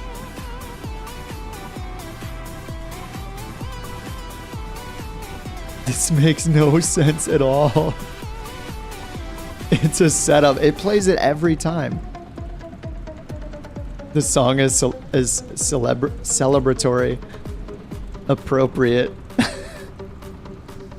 Oh, everyone disappeared for you? They'll come back, don't worry. Happens to me almost every time. Whoa.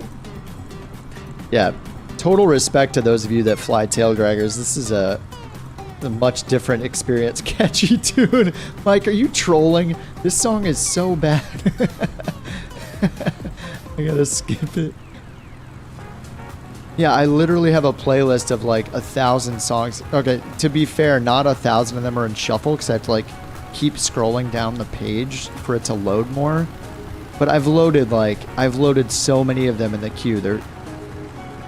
I don't get it. It's impossible. You know what just happened? Banger. Dude, this one too, I feel like plays all the time. I can't listen to that.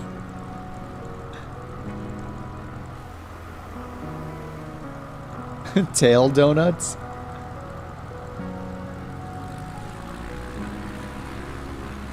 It's not the bug where the ground traffic is doing donuts. It's actually a human.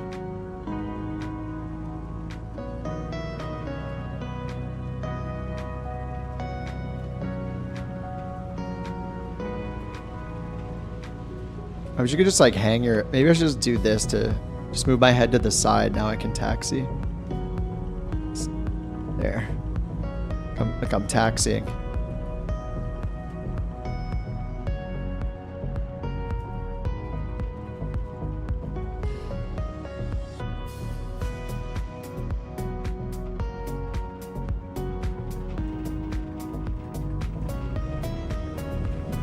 Doing it.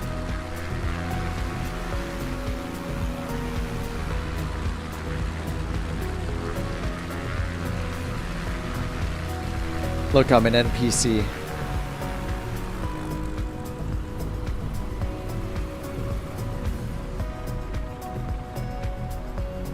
All right, that was pretty cool. I think we need to find another one. It hasn't been a 10-hour stream yet. We must keep going. Wait, can I see Venus yet? Hold on.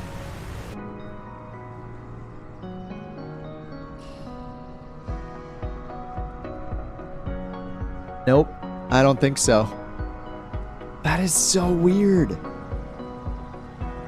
Hey, Venus, let me add you to my friends list.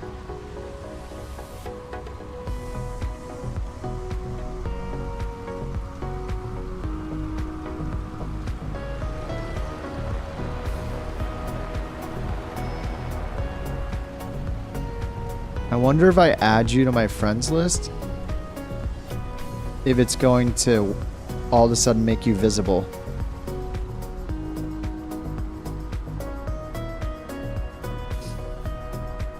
Yeah, does anybody see Venus? This is our hourly. It's our top of the hour, or it's kind of a bottom of the hour Venus check.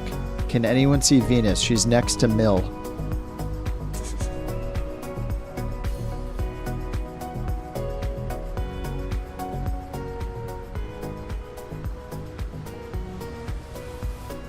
Venus is right here in this little grass field.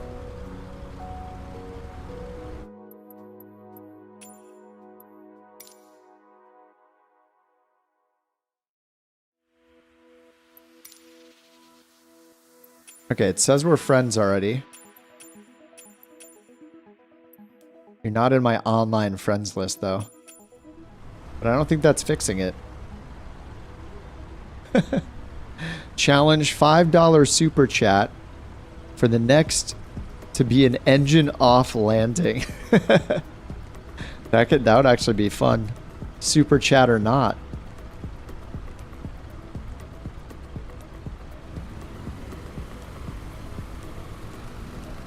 All right, let me look at the next spot to go to. So that's the first one I pulled up. Actually, the other few that I pulled up were not slow. Like the planes they were recommending were like the TBMs. I kind of want something a little slower than that. But I think I'm going to do Europe again. We can go to France. Let me sort by downloads because all of these get rated. You can assume the number of downloads might just give you the more popular areas. So we did this one. The number one is Highland Magic. South Iceland Coastal Flight. World Update 6 highlights the top of Europe. Only says one stop. I want to pick one that has like a couple of stops. Not 9 stops though. Just a few stops would be nice. French Pyrenees featuring a Concorde, sunken airstrip, James Bond's Altaport, and an observatory high in the mountains. That's a contender. Enough flight sim installing today, next time Monday. You're canceling your Mike, you're gonna cancel the update, is that what you're saying? That's close to you. I have to run to the beer tent. AFK. Nice. Yeah, I should grab some water as well in a second. Oh, you live in the south of France.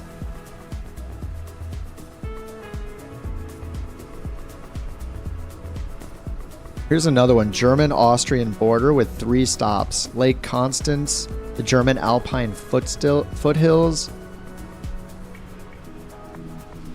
and the Neuschwanstein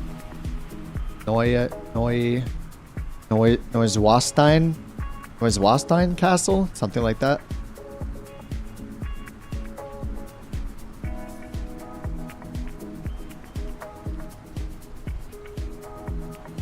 Ooh, this one is called... Oh, this is an Alps one. 1 hour and 10 minutes. I feel like that might be a little too common. Another Alps one. Oh, the update's done. Nice. You installed 1 plane, install some sceneries. Next week, from planes to sceneries. Settings from video to yoke. It's weird. It's interesting. Are you sure that it didn't save all your settings? Pretty sure it saves them in the cloud. Oh, an Altaport is an aerodrome for small airplanes and helicopters, situated on or within mountainous terrain. Oh no, we might have to do that one because then we can try to land on it. It's like our own bullseye challenge. Okay, I think we should try this one. Oh, it recommends the Grand Caravan, so that'll let us use Grand Caravan, Analog Caravan, I guess the Kodiak. What else is a good alternative to the Grand Caravans? I bet one of you will be crazy and fly the DC-3 as usual. Recommends the Grand Caravan though, so maybe I'll dust off the Analog Caravan. Yeah, Kodiak. I think we should try this because the Altaport, that sounds awesome. We go past that, we can make our own bullseye challenge. And you can't, can you do, I guess you could do the bullseye challenge in multiplayer if you actually go to Dubai, but I think that's in Dubai. Can I see you now? Wait, is that you right there in the blue one? Oh, I do see you. You're here. Wait, what did you change? I see you. You're in, it looks like a 152.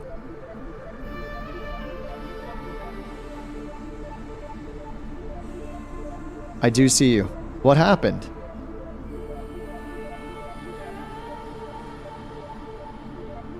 Cessna 172 bug. Now you exist. Okay, I'm gonna try to see if this one will let me import this flight plan, so... Oh, that's the French Pyrenees. Oh no, that's the one we want. Yeah, French Pyrenees trip featuring a Concorde, sunken airstrip, and the Altaport, and an observatory. Alright, so I've downloaded it. Let me see if it'll let me actually put it in this time. And it's recommending the Grand Caravan. So I think it's analog caravan time. Alright, come on. Please import correctly. Let's go. French Pyrenees. Import. No! What is wrong with this thing? Why does this keep happening? I don't understand. What did I do? So it has all of these in just fine. It has the waypoints, but then way up here, it just has waypoints to nowhere. And they just all go to the North Pole. Problem with the file. It worked for several of you though, right? So I think it might be my fault.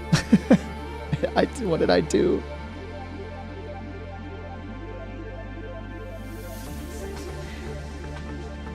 Well, I'll get in with this loaded and see if it'll let me delete these random waypoints, maybe. And let me go also turn on the accessibility option for seeing the points of interest. But I don't want to see them. I don't want to see the points of interest in the real world, though. I just want to see them on the map.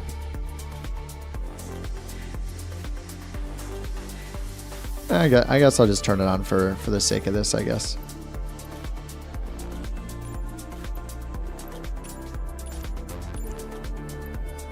All right, send the link. Yep, got it. Here it is. World Tour flights, flight plan number 343. Well, I'll load in and I'll see what happens. I'll go grab a water while I'm loading in. We'll see. I'll see in the Garmin if it puts the other waypoints in there or not. Hopefully it'll just like ignore the waypoints that are invalid. Yeah, we'll see how that goes. Looks like a bigger airport. There are actually gates here.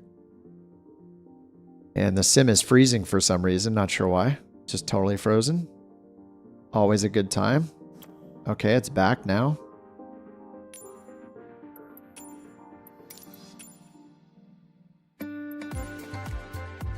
All right, I'm going to go over to parking number 84. Oh, it just got rid of all the waypoints.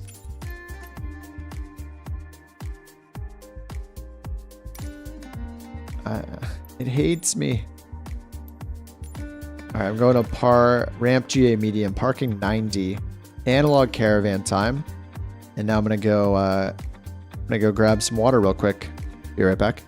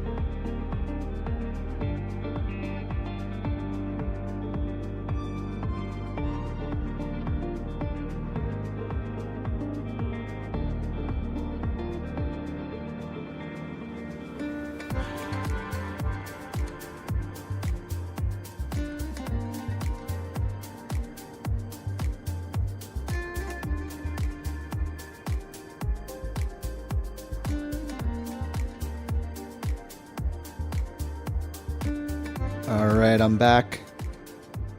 Water. Yeah, I went for a water. I got a White Claw. I'm out of beer. And my girlfriend said, can you drink the watermelon White Claws? Because she doesn't like them. I guess nobody likes them. I was going to get water, but now I have this. I don't think it's bad. Maybe I have horrible standards, but this tastes just fine to me. It's just like a soda.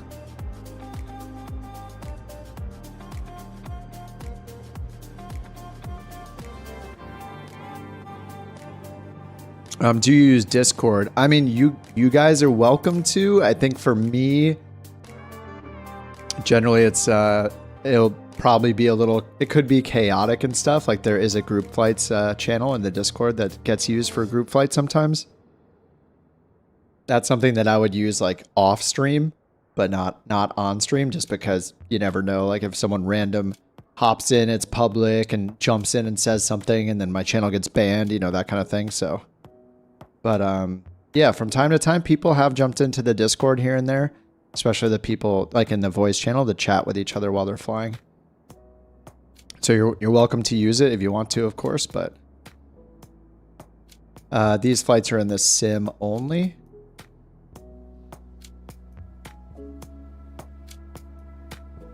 Mute the feed to the stream. Oh, actually, you are right, but at the same time, that would make anybody watching the stream, I would be hardly talking, as everyone else is talking and they don't hear them. So it could be a little awkward, I think. So I haven't tried it. I'll think about it, but I have a feeling it might be a little weird. Because in that case, like you guys, 5 different people are talking, like they're having a conversation, talking. And then all of a sudden I'm like, yeah, me too. And then everybody watching the stream is like, what? I mean, it's just you guys watching the stream anyway, but anyway, I think, yeah. Anyway, it is there if you guys want to use it. People have used it before. And one of the guys in our Discord, Dave, he runs a group flight every now and then, just in the Discord with people that are in it. And so since I'm back kind of and simming more, I'll probably join for one of those if it's at a good time for me. And yeah, so I can also join and chat along with you guys too. It'd be fun. For next time, how do you join? And all you have to do, like, you can join easily. All you have to do is just load in at the airport we're at, and then up in the top right where your name is, just make sure you're on USA West. You just have to be on the same multiplayer server in the same place in the world, in the sim world. So I'm on West USA just because it's lowest ping for me.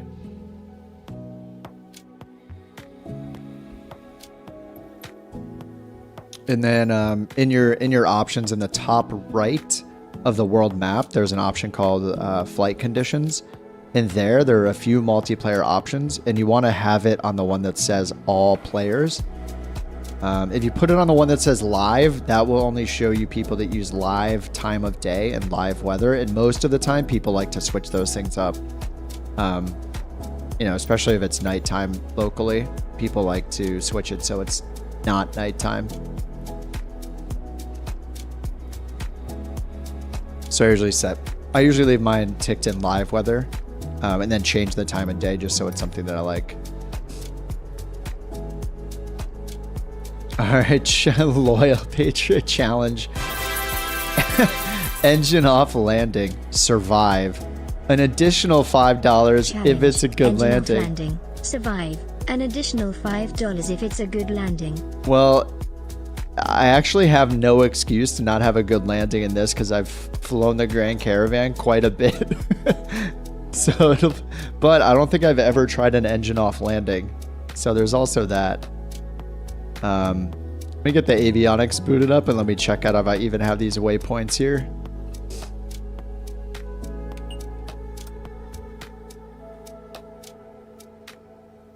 Yeah, this is the black square analog caravan.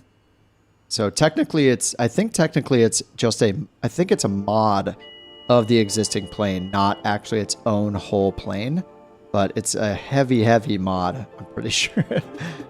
Or maybe it's just a clone of the existing one. I'm not sure. But yeah, this thing is incredible. I love this plane. It's been a while since I've flown it, so I think the startup procedure is pretty much the same though as the regular one or the non-analog one. You don't have a sound card in the sim computer. It's external. You'd have to buy something. You can use the mic on the sim computer. Oh, no, that works too, Mike. You could use Discord on your laptop while you play. It might just be hard to hear the sim, right?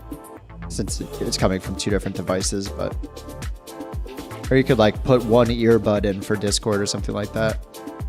Assuming you have one other earbud or headphone. Yeah, it might be a little weird. Wear two headsets.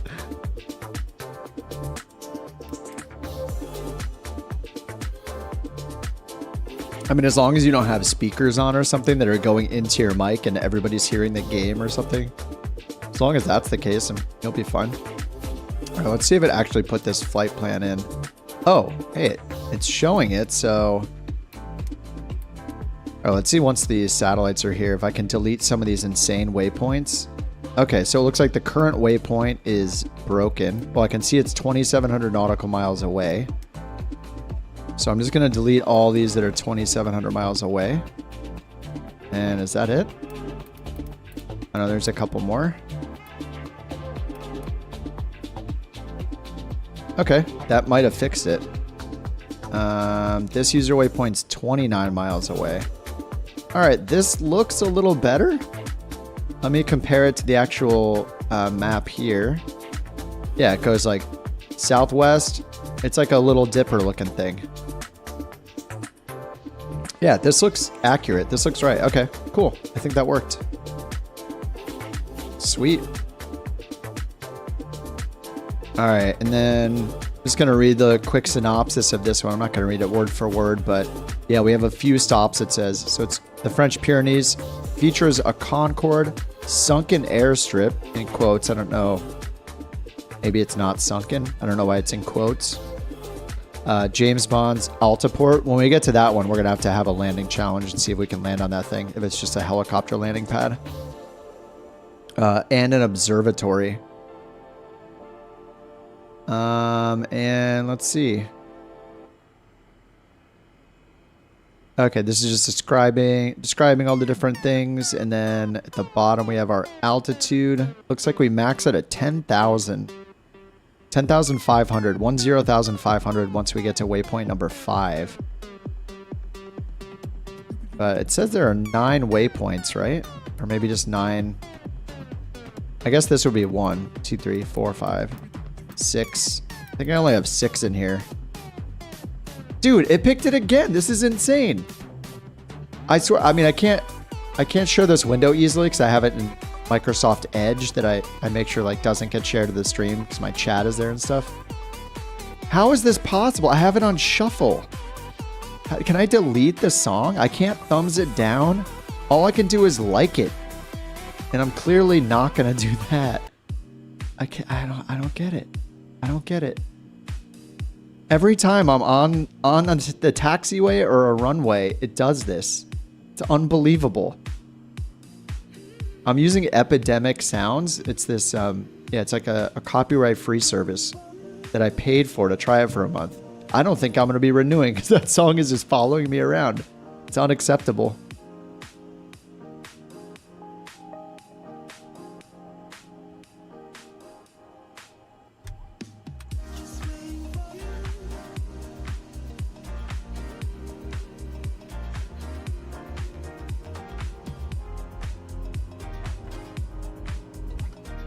All right, introduce the fuel.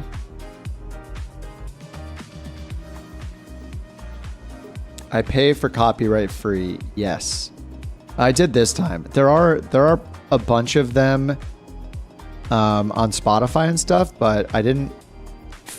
They're all kind of bad. So I was trying one of the paid services. Yeah.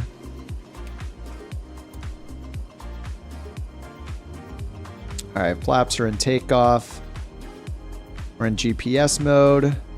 Oh yeah, I have to trip the generator. And then test to make sure that the battery is being used. Yes, and then I reset the generator. Oops, other way. And now the generator's back in use.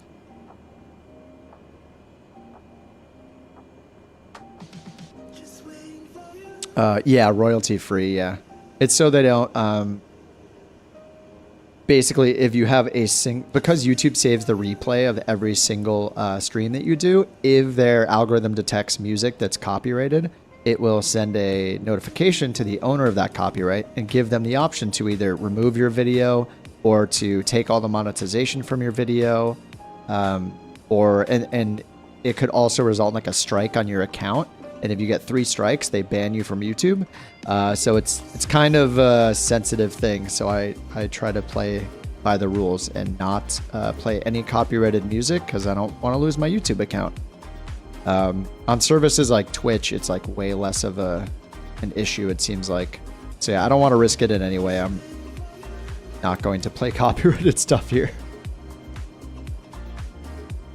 Yeah, there's a decent selection of copyrighted copyright-free, royalty-free songs. Like NCS is a big one called No Copyright Sounds, but yeah, this one is like a service that specializes in providing the music for videos and streams.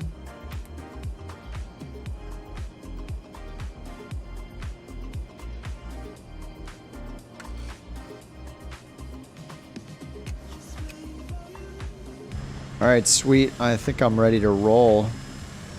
How many people do we still have here? I see a couple of you. Do one more tour of the French Pyrenees. So it looks like we're going to take off to the north and then turn southeast and then south. So I actually have the waypoints this time. I use Upbeat Champ. You can whitelist your name. I haven't heard of that one before. You can play copyrighted music on Twitch as long as you don't save VODs. Yeah, and the VODs get deleted in 30 days, and Twitch is not a place people generally go for VODs anyway, so it's... yeah. Or you could, like... I think you can have it play... There's a way to set it up on Twitch so the music plays during the live stream, but it's hidden from the VOD.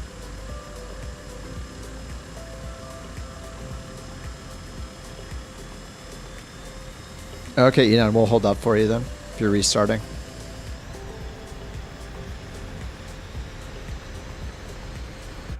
Oh man, I kind of missed the analog caravan. Let me check the checklist. I think I might have missed something with the standby power here. Standby alternator power. Just gonna look through these real quick while Enon's restarting the sim. Annunciators test. I didn't test any of those, but engine start, fuel boost pump, weather radar. That's off. Just looking for backup. External power. I don't think we turn that on. Inertial separator as required. Taxi. Standby alternator on before takeoff at run up. Standby alternator power. And then you turn on standby alternator and check 0 amps. Generator switch to reset. Fuel boost pump to normal.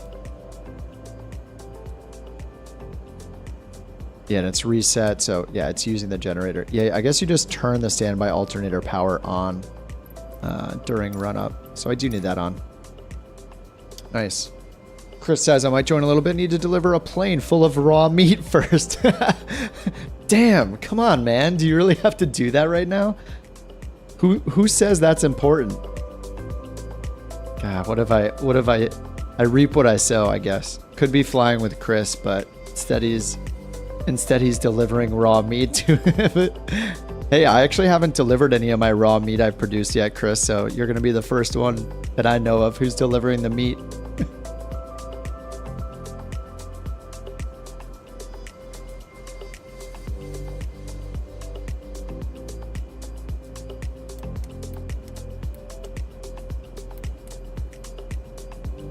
All right, let me look up LFBO.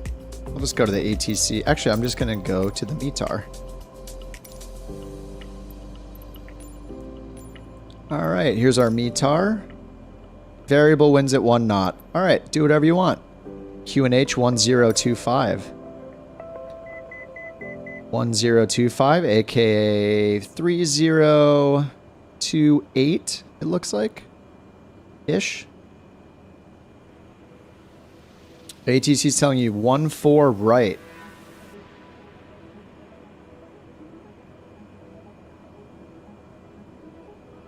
Really? Engine off landing? Alright, 1-4 right is in the northwest corner of the field.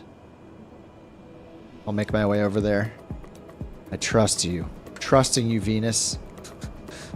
Well, it says the winds are variable at 1 knot, so I don't think it really matters which runway we use, actually. But I'm going to follow you. Hey, now that I can see you. Get a closer inspection. Oh, TBM time.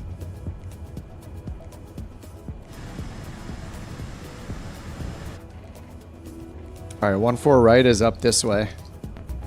I guess we could use 1-4, I guess we could use 1-4 left. A little closer. Can't wait to use the new 430s and 530s. Oh, yeah, yeah. Mike, you haven't used the updated 430 and 530 either, huh? Weren't you talking about how you hadn't used the G1000 since it was updated either? Yes, I'm back in the analog. Yeah, yeah. I was flying this for quite a bit back in the day. I think this plane is just awesome. I love this thing. Moving map. Yeah, if you zoom in far enough, yeah, it shows the runways as well on the 530 now.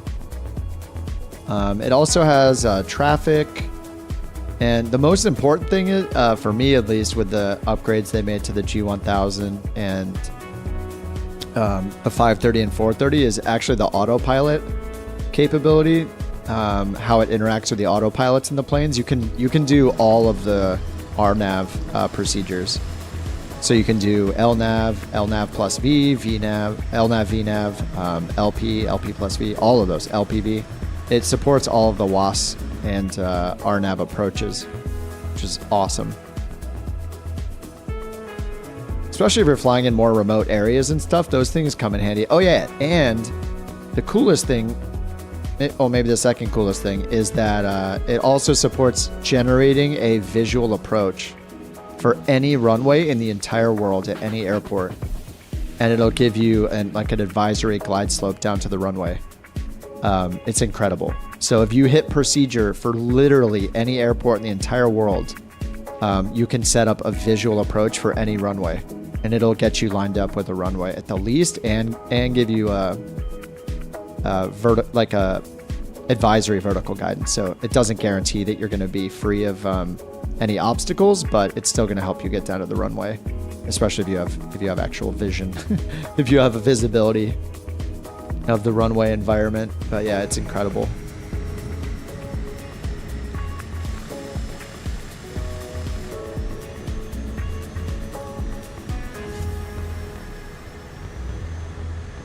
All right, I think we could, are we going to use one? I guess we can use any of the south-facing runways. It looks like some of us are going to be on 1-4 left and some of us on 1-4 right. Yeah, that's all part of the working title enhancements. All right, Fish, nice to see you again. Have a good night. Something to look forward to. Oh yeah, dude, all of the improvements the working title team makes is incredible. They're just incredible. I'm a big fan. I think most of us are big fans of their work.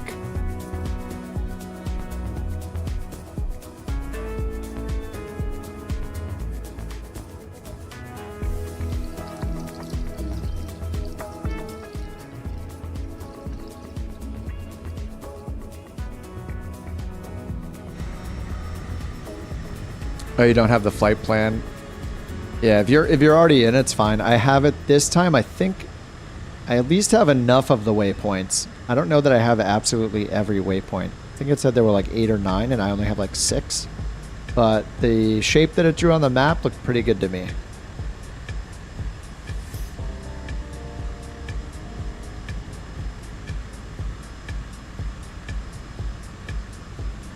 Do you need to download the working title thing? If the working title stuff for the Garmin's, that if there is anything left in the marketplace, it's a good idea to download it, just because usually it makes it work in third-party planes. So yeah, if there's a G1000 or a 530, 430 download, you should get it. What altitude? Let me see. Let's see. The first point, it shows an altitude of 1350, then about 2500. Then we go up to like 10,000. 10,500 is the max by waypoint 5. You don't have to get it from the site. It's in the marketplace, Mike. Just go to your home screen in the sim, go to marketplace, and then search for. I would just search for like Garmin, maybe. And just see. I think there's at least the 530, 430. But yeah, if you have those, it just tells third-party planes to use the avionics, like the software that's already in there for all the stock planes, until their developers update it to point to that by default.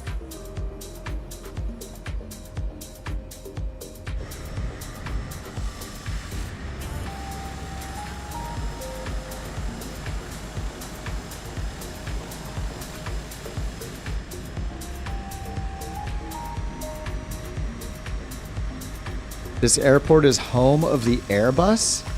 Lines up 1-4 right. All right, a few of us are almost ready on 1-4 left. It was just closer. Being lazy.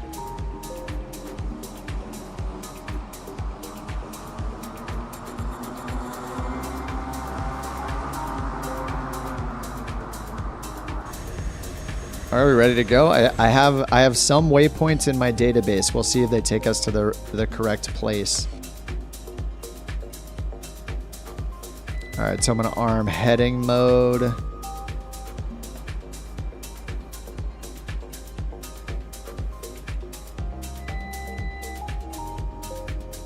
Won't let me turn autopilot off. What's going on here? There we go, disconnect. And our first track looks like it... Oh, I can't see the desired track there.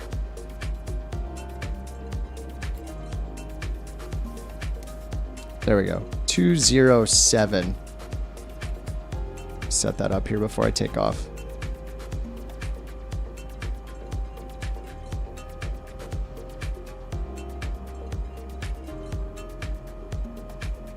All right, let's go. Follow me. I might have the whole list of waypoints, but I'm not quite sure. Man, if there's this Altaport thing and we're in Grand Caravans and nobody's inside like anything with a Red Bull livery on it, I don't think there's any way that we're actually going to land on it. All right, I'm going to watch my torque, because in this thing, if I give it too much torque, it'll damage the engine. This version of it. Of the analog caravan. Oh, too much. Oh no, way too little. It's so sensitive.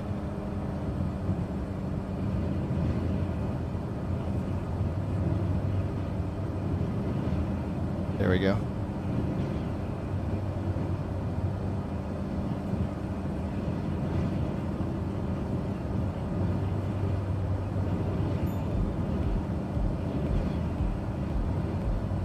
All right. Oh yeah, I forgot I have points of interest on. I was like, what is that?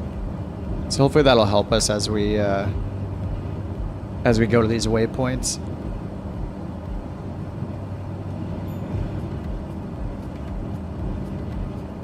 And I think I need to turn the engine sound up on this one. What I would like is a mod that makes all the engine sounds the same volume. So I don't have to change my sound setting constantly to hear certain engines.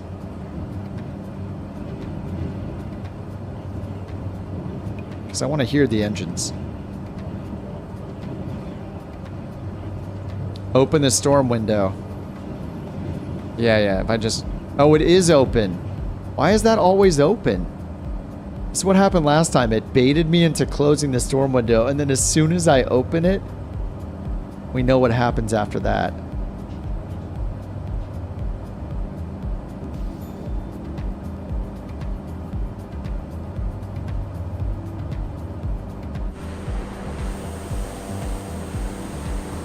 I'm gonna pause for a second, so I'm gonna freeze on your guys' screen, but I'm gonna turn my engine sound up a little because I actually want to hear the engines.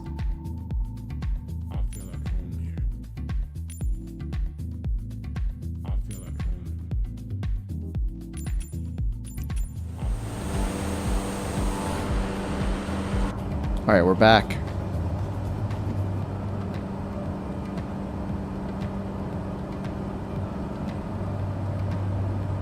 All right, gonna turn towards our first waypoint. This is a user-defined waypoint up ahead, so we pretty much just stay on our desired track is 207 on this waypoint up here. According to Sim Update 13, the sounds are supposed to be better. Do you mean if I just turn up? Should I turn them all to 100%? Let me try that, and then I can always... like usually the engine sounds were so loud that I couldn't actually, like I couldn't hear the voices of ATC over it. So I'd always turn them down, but I'll turn them up and I can always pull it down on my little Go XLR here if they're too loud. Oh yeah, the TBM is a rocket ship, yeah. Yeah, the TBM is extremely fast. Yeah, the Kodiak or the Grand Caravan would be are good here. You're gonna dust everybody in the TBM. Hey, you'll get some practice for when the 850 comes out, though.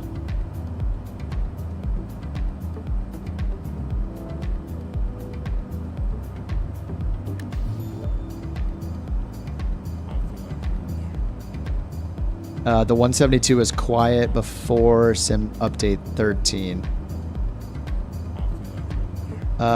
My speed is... my ground speed's 147.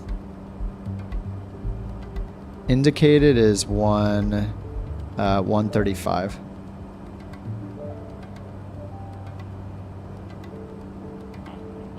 Actually, I can't... I don't... This thing is weird. Wait, 120 is here, right? So that's 130... Yeah, 135, okay. I was going crazy. I am going crazy. 142. What's your thrust percentage at? Like 4%?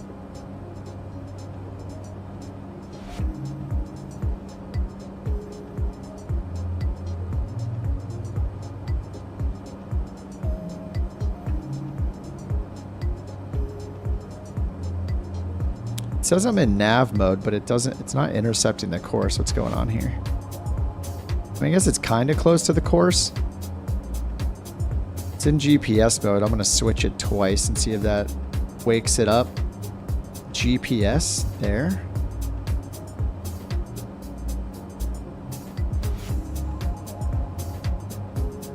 It's close to the course. 29%. Yeah, that sounds right.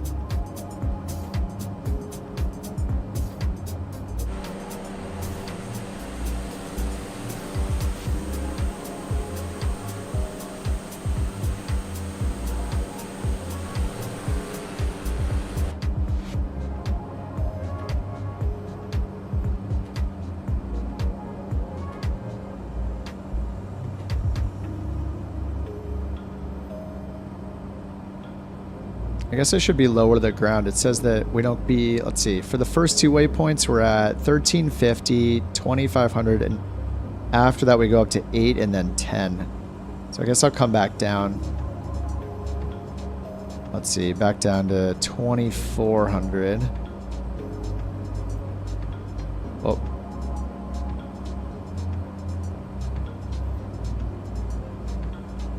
Oh yeah, I haven't set my prop speed or anything. Oh, there we go. Control 4 is this camera.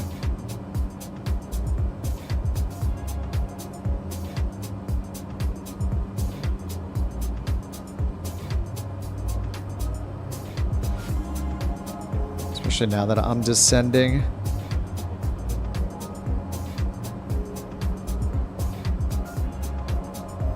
Yeah, prop or RPM below manifold pressure.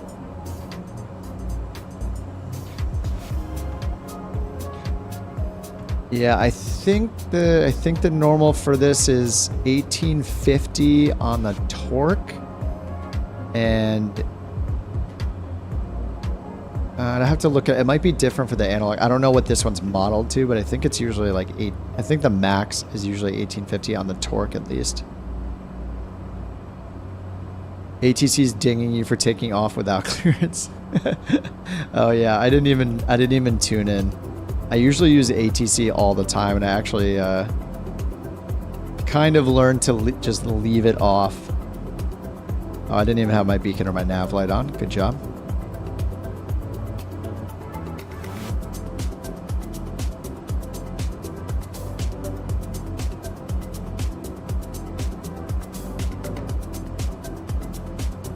All right, we are coming up to the user waypoint 1 already in 13 miles.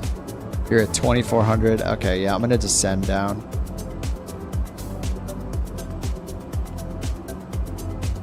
Even though we'll have to climb again, I'll just descend for now. Yeah, let me look up the normal, at least for the analog caravan.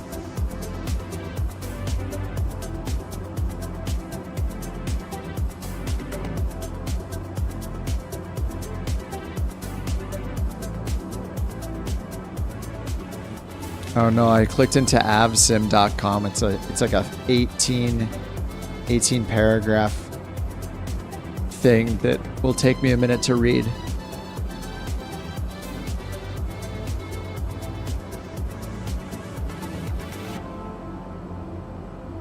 That's too much information.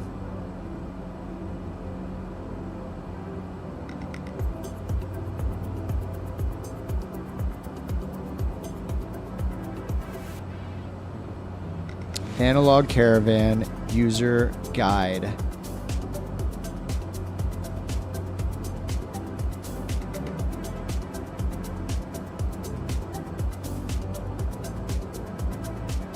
Oh yeah, I forgot you can use the GTN 750 mods in this too. I think I'm the only one that isn't absolutely in love with those yet. I've used them a little bit, but I know people love those.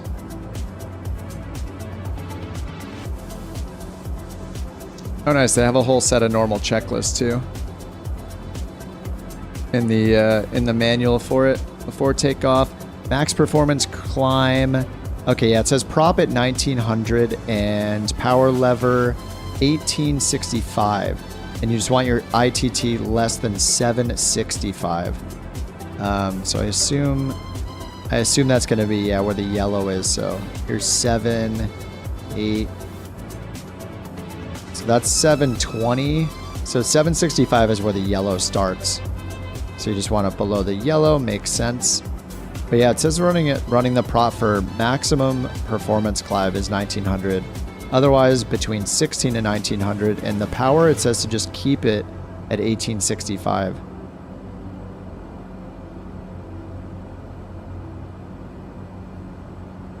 So 1865 is, it looks like it's where the takeoff line is. But yeah, it says the prop can be at 1900.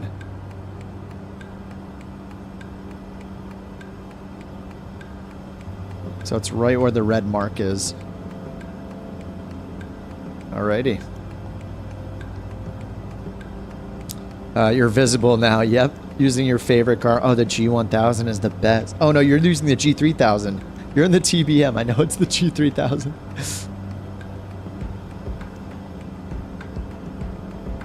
All right, we are 3 miles from user waypoint 0, number 3. Comanche has similar speeds to the turbo prop G3000. Oh god. All right, now we're going to make a left and we're going to LFIM.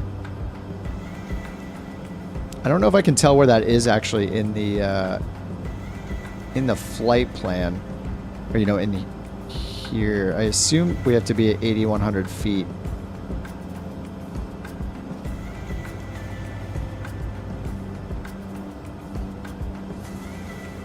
Set a course for LIFU. Grass strip. Okay, now it says we fly towards LFIM, where we make a left turn straight into the Pyrenees. Follow the riverbed at low altitude, around 2,500 feet, for a scenic route to, I'm not going to be able to pronounce this, but it's a village close to the border with Spain. Nice location to stop and have a picnic by the waterside. That was my little overspeed indicator there. Yeah, it was to the right. Yeah, to the right. 252, direct LFIM. Lima, Foxtrot, India, Mike. LFIM.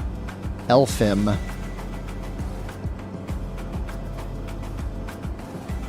So it says to get down to 2,500 here, and it says after we reach this this airport here, we're going to make a left-hand turn straight into the Pyrenees. Follow the riverbed around 2,500 feet for a scenic route to Bernier de Luchon, or whatever that says. I don't know how to speak French.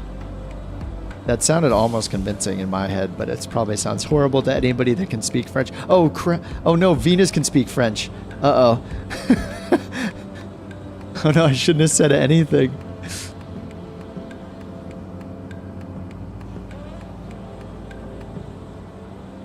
All right, so this is 16 nautical miles from where I am right now. Famous place. Oh, for the Tour de France. Dude, I used to cycle for a long time, but I didn't really get super into the Tour de France, but I did watch, I've watched a stage here and there and enjoyed it. That's really cool.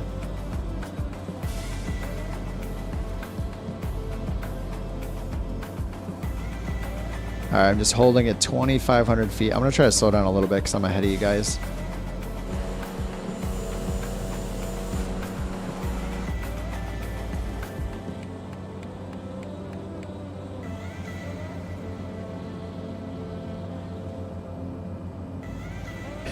Cheese, baguette, wine.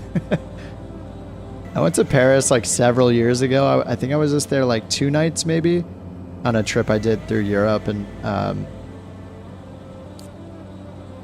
mostly Eastern Europe actually. But then we stopped in Paris, and it was so nice. Just like, I hated to be that person that's just like sitting at a really nice cafe on a corner of a couple really like quiet streets in Paris, like drinking a coffee and enjoying some pastries. But it was so good.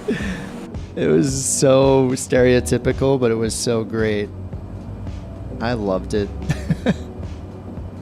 I admit it, I loved it. It was very relaxing. As like cliche as it seemed.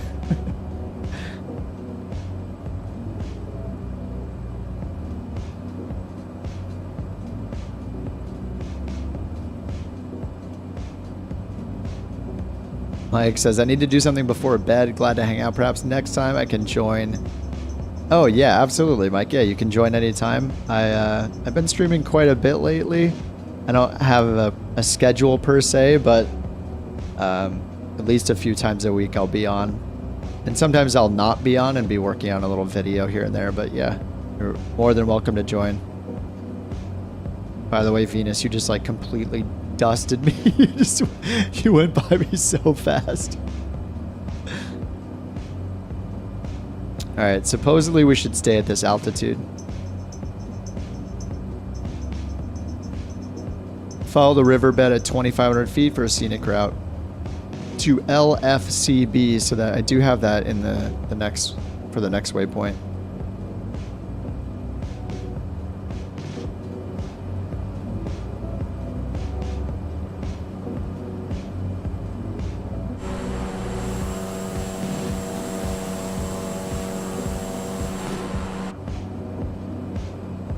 Slowing down to about 100 knots.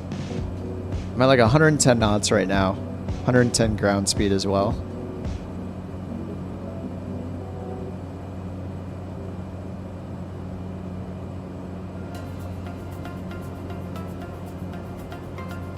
All right, our next track after LFIM, well, you can see the flight plan here. We're going LFIM to LFCB. I'll just type them in the chat. LFIM, LFCB, LFIP. What's after that? LFBT. There we go. If you want to put those in. At least on this one, it's like just a tour of through a bunch of different airports, and it's scenic. It's a scenic route without the need of all these custom latitude, longitude waypoints. So most of the flight plan was salvaged, I guess, from the import.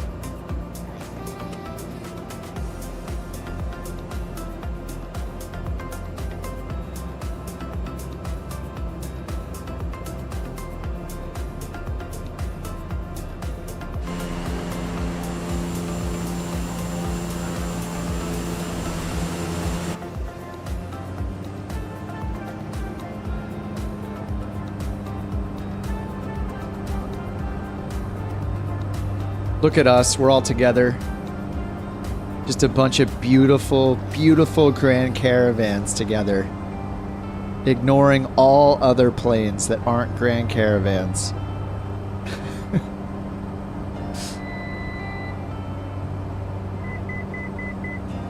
Manual visual circling approach in this rocket ship. And what is my autopilot doing? I gave it a bunch of power and it just decided to start climbing like crazy. Even though it's in altitude hold mode. For some reason it switched to pitch hold mode. Why does it keep switching to pitch hold mode? No idea.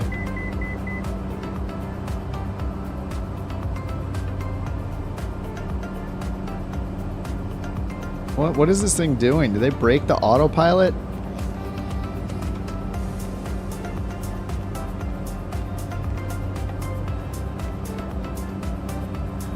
Yeah, I can't, yeah, it's just trying to kill me. It's just pitching up.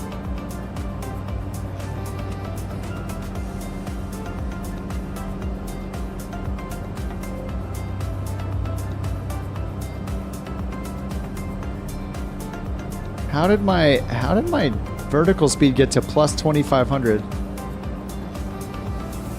It's probably user error, let's be honest. Alright, I think I'm good now. What did I just do? I think maybe this is user error. Maybe I had my Bravo on vertical speed dial instead of altitude select dial. But I didn't need to change the altitude select, so I don't. Anyway, I'm sure it was my fault. It's the only thing that makes any logical sense. Pull the fuse. Actually, I think the fuses are modeled in this thing. Yeah, the fuses actually are modeled in this. I forgot. Flap motor. Yeah, there's an autopilot somewhere in here.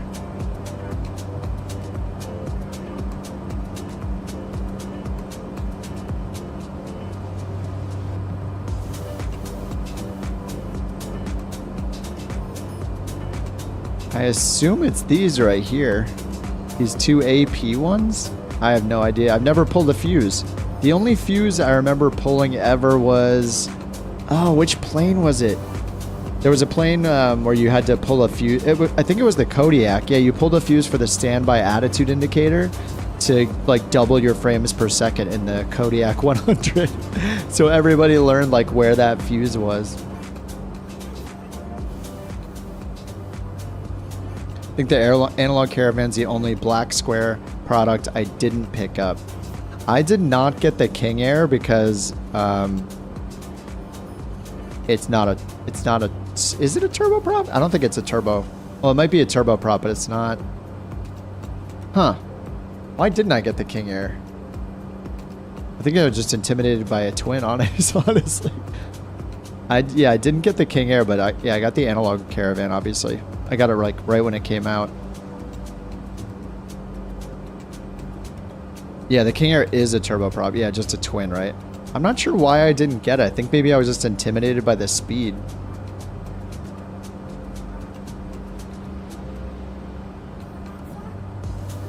Yeah, I've never really flown the King Air. I think maybe once or twice the stock version, but not anything more than that.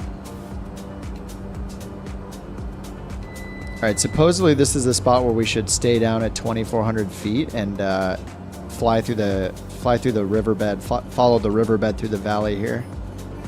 Yeah, there is something very wrong with the autopilot because every time I hit autopilot disconnect, it stays connected. And you can see I'm just fighting the thing. I've now hit autopilot disconnect 4 times. Okay, there, finally disconnected. Yeah, something is messed up. This plane needs to be updated because the autopilot disconnect does not work. It's probably a sim update 3 side effect, but that's fine.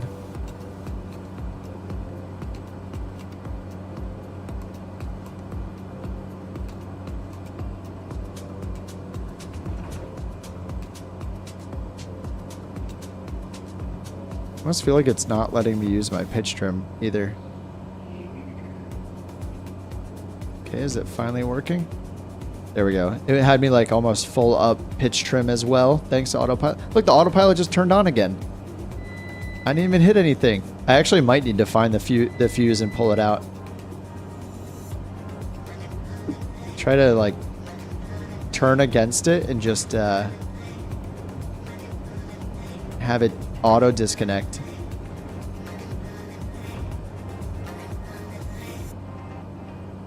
Nope, it's still on. Look at it. It will not stop. This is crazy.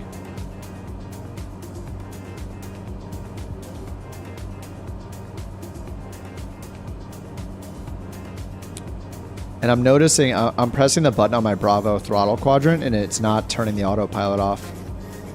I think the Bravo throttle quadrant is holding my autopilot on. Yeah, this button. So that's the one I have bound on my actual stick, and that's the one I keep hitting. Okay, now it says it's off. For some reason, it just like turns itself on. Like I'm not gonna touch anything for autopilot, and I bet it's gonna turn itself on again. Is the Bravo set to vertical speed? I'm not sure. I mean, nothing is on the Bravo now. It might have been, but it was saying pitch trim hold here and roll hold, so it had reset to the defaults. Seems like there's some kind of bug. I'm not sure if it was introduced with the sim update though.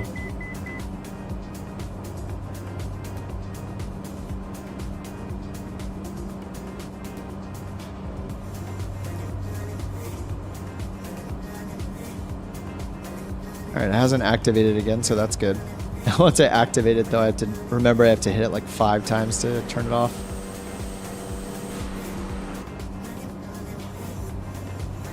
Alright, yeah, we're gonna have to start climbing at some point here.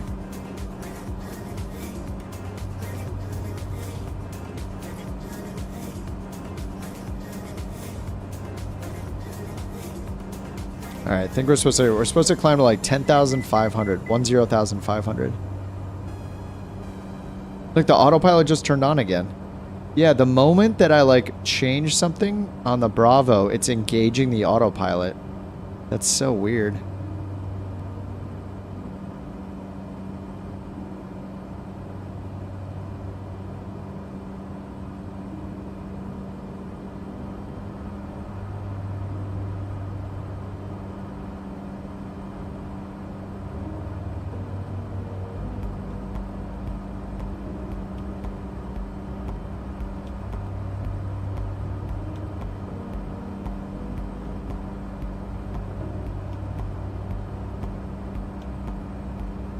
Alright, got flight level change on.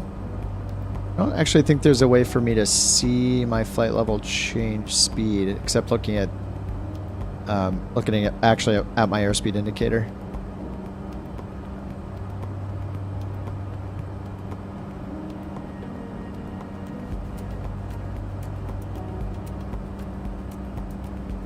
Alright, we need to, we're going have to climb about 8,000 feet. Good luck, everyone.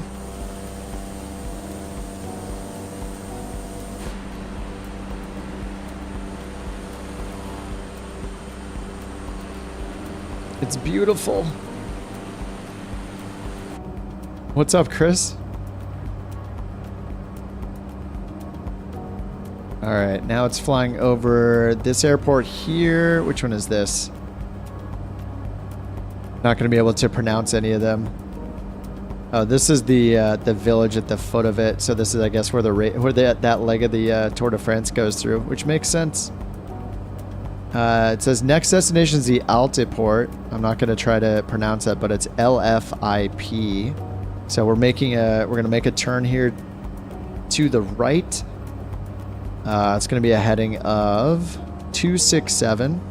So yeah, to the west. Heading at 267, direct LFIP, Lima Foxtrot India Papa. And it's only 7 miles away, and that's where the Altiport's at. I don't know if any of us are going to be able to land on this thing. You're going to try to land on a strip tucked into a valley. Oh, yeah. Right below, right where I passed by is an airport down there. That was LFCB.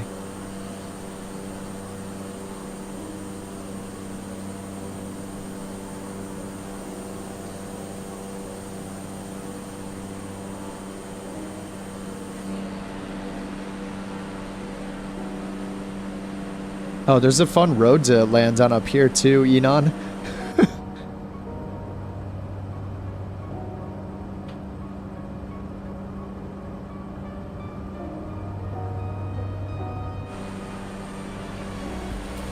There's like a flat part up here where I'm making this turn to the right. You could totally land on that.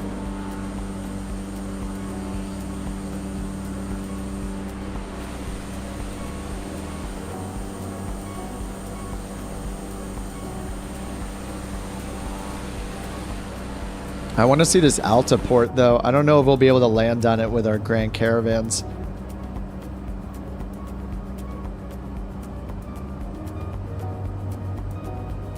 It says 7 nautical miles.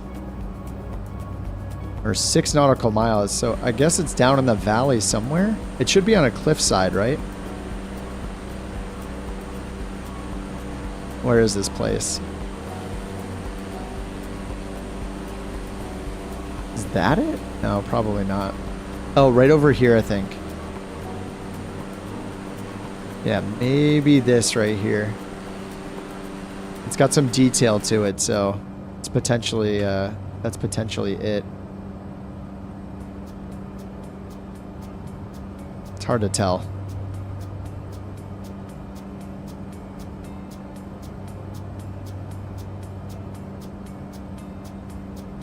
Definitely doesn't seem like we had to go up to 10,500 though.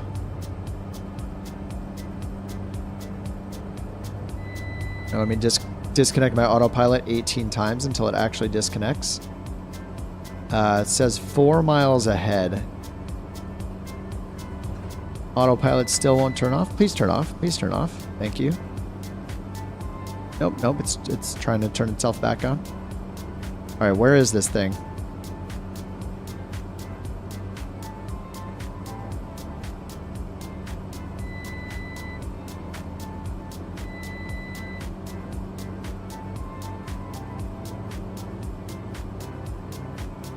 .4 nautical miles. Little bit to my left.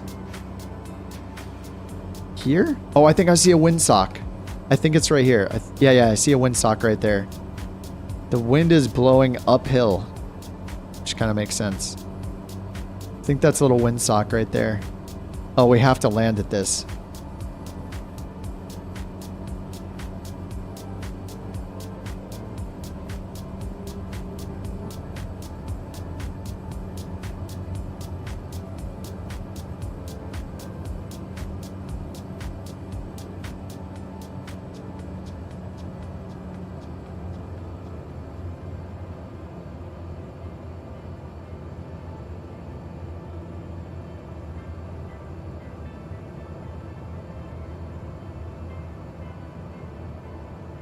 This is really cool. What a cool spot.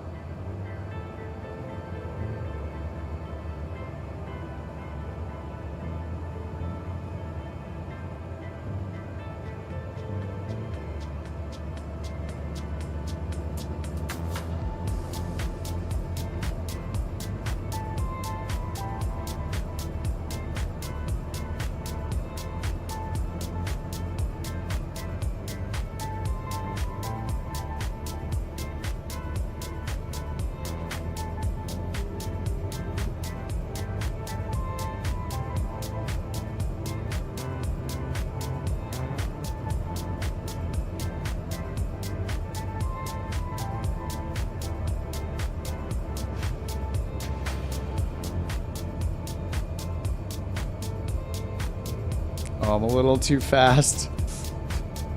Oh, it's so windy. I'm gonna go around. I'm gonna be good and go around. All right, I just need a little more distance.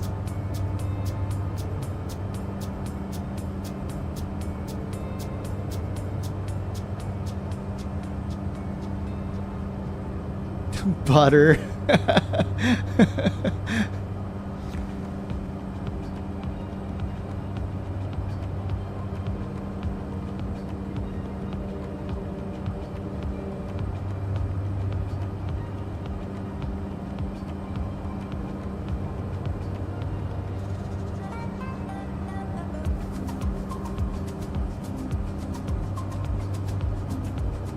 Jules going in for an attempt.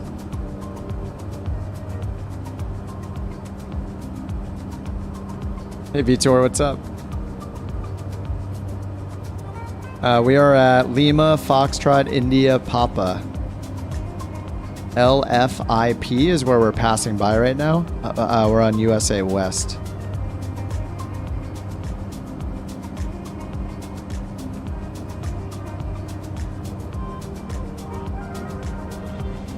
I'm gonna go all the way to these mountains here. My autopilot is on again.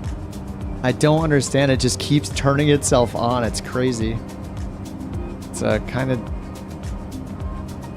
dead. Oh no. I think I just saw you bounce.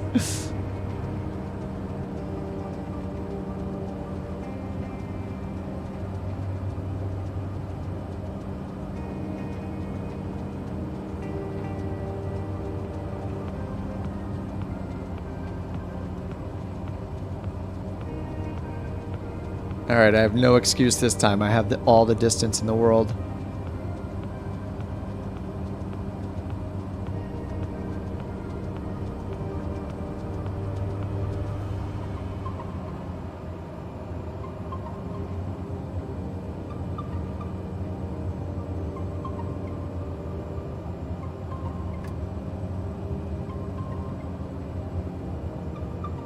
Definitely got too high though.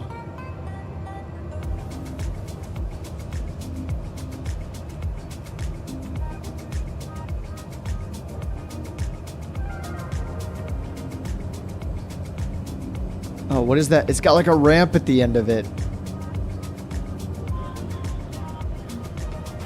Dude, that is crazy looking.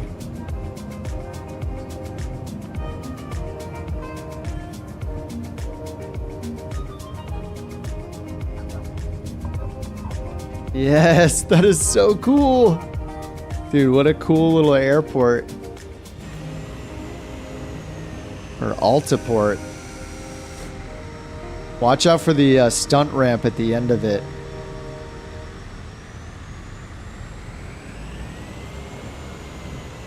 Whoa! Oh, shit. What the heck? Oh, that's a truck. I was like, what is that box? Enon, you got this.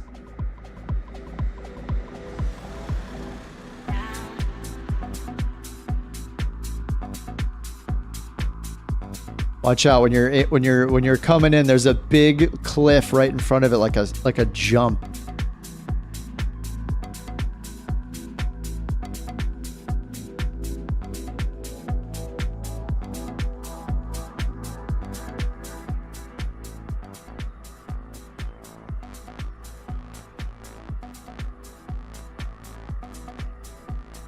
Oh, beautiful, beautiful, absolutely beautiful.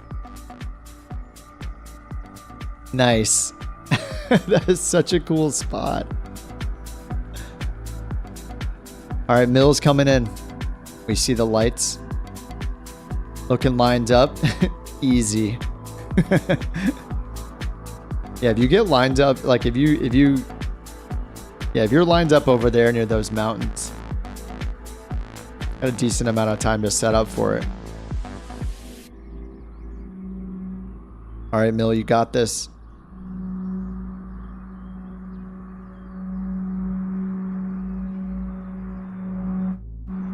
What is that sound? That's in the sim. What are those horns?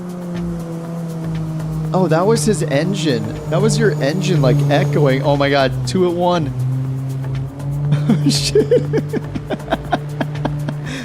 Oh no. Oh no, it's a disaster. Oh no. Somehow Jewel salvaged it though.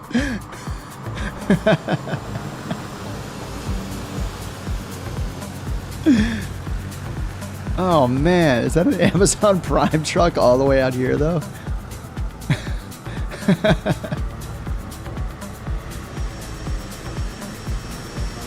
Oh, wait, Mill's alive. Saved.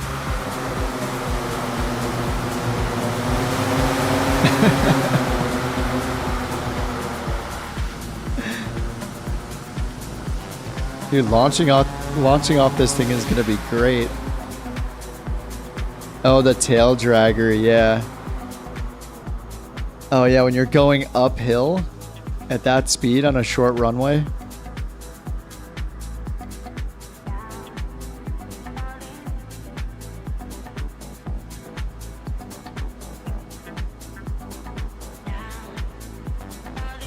When you land, does it like face plant you immediately, even without you hitting the brakes because you're headed uphill?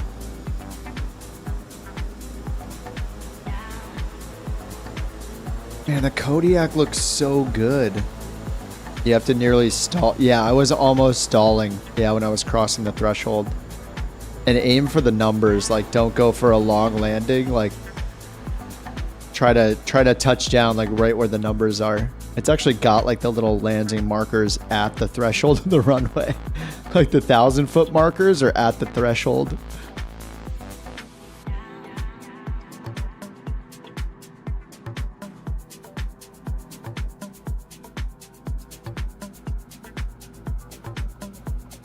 We got this. This is such a cool spot. This is rad.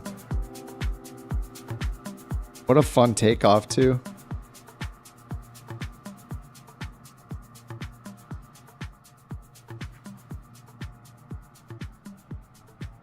All right, Jewel, you got this.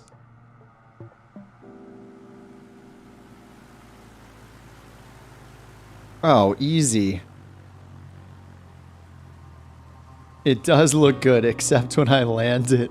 No, that was hilarious. You landing it was great.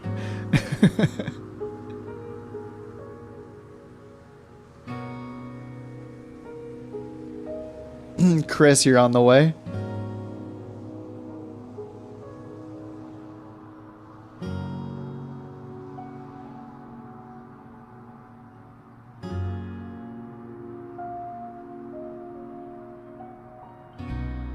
The one and only, the illustrious, top of his game moderator, 2 shallots, incoming onto runway 09er in the Pyrenees.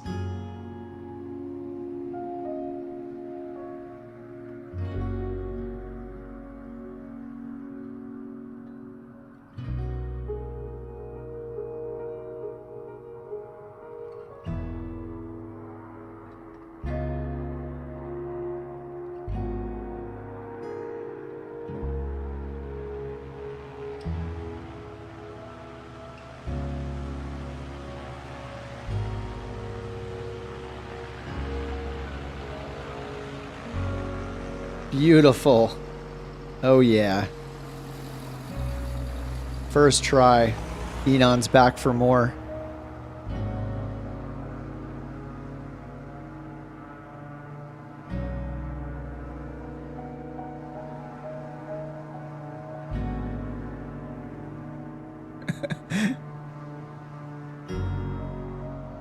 I assume this is Vitor on the way.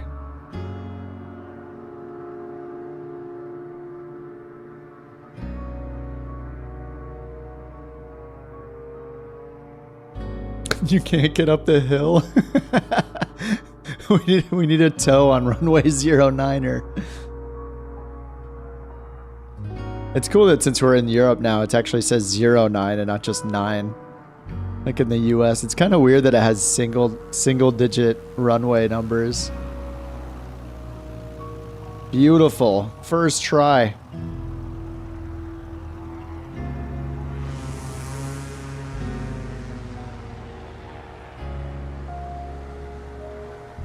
All right, shall we move on? Next airport. Let's see. Next airport in the flight plan is our final destination, LFBT. Lima Fox Bravo Tango, LFBT.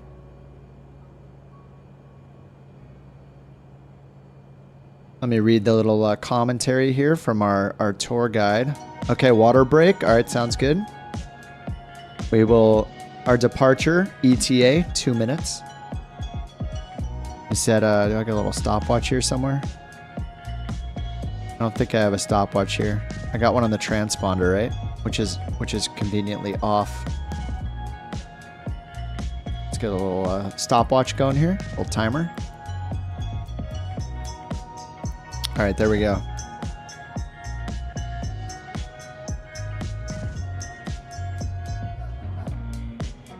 That at the bottom of the screen. There we go. All right, so let's see the last thing it says. So that's the Altaport. It says, don't get distracted from the picturesque village in the riverbed below. Oh, it's a 15% slope. Make sure to keep enough speed to make it to the platform at the top of the 332-meter runway. In 1997, this airport served as a location for the shooting of the James Bond film Tomorrow Never Dies. That was Pierce Bronson, right? As a result, this airport in the mountains is now officially called Altaport 007. Taking off from Altaport 007. From within the cockpit, you cannot see the runway, while on the platform at the top, we'll fly to... I don't know how to say French words. Pidu Midi di Bigor. I don't know. An astronomical observatory. Oh, actually, I don't think that waypoint is in my list. Maintain just below 10,000 feet and fly by as closely as you can. After you buzz the telescope, tower will continue to LFBT as the final destination. So, I don't have that waypoint in my list, unfortunately. So I wonder if it'll show up on my map. All right, is that 2 minutes yet? 1:42. I think it's been about 2 minutes.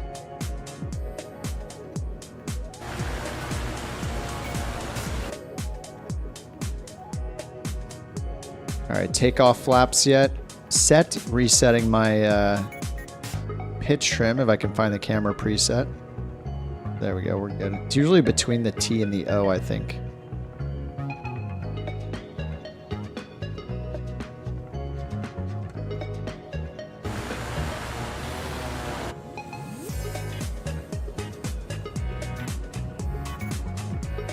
This airport is probably like specifically why they recommended the Grand Caravan.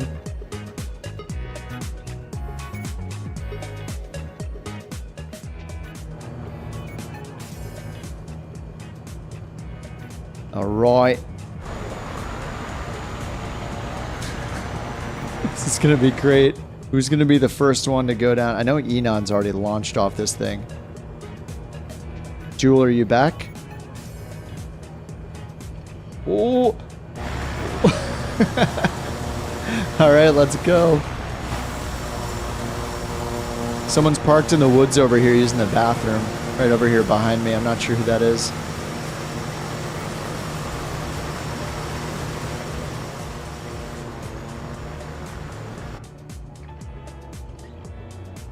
Oh.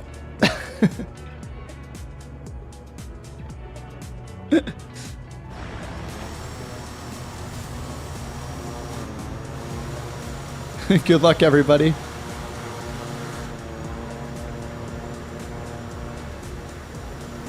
You're down on a good spot. Well, we need to find the observatory. That's the thing I don't have in my waypoints. It's on the way to the next airport, but I don't have the waypoint set for it.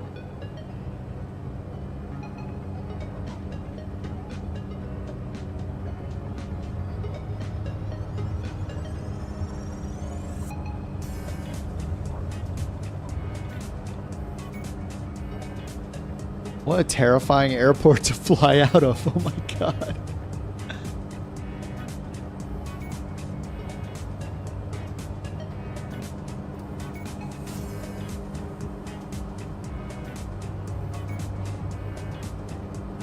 Oh, it's on the highest peak. You'll see it if you get close. All right, sounds good.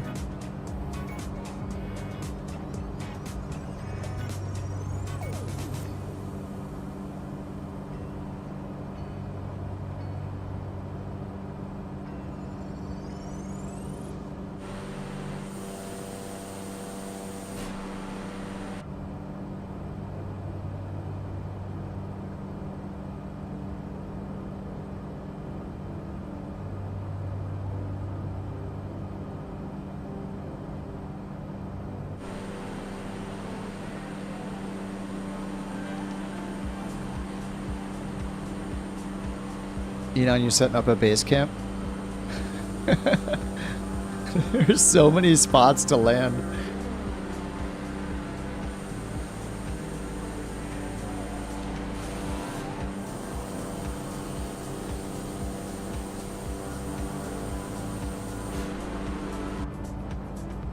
Dude, this is awesome. This looks so cool.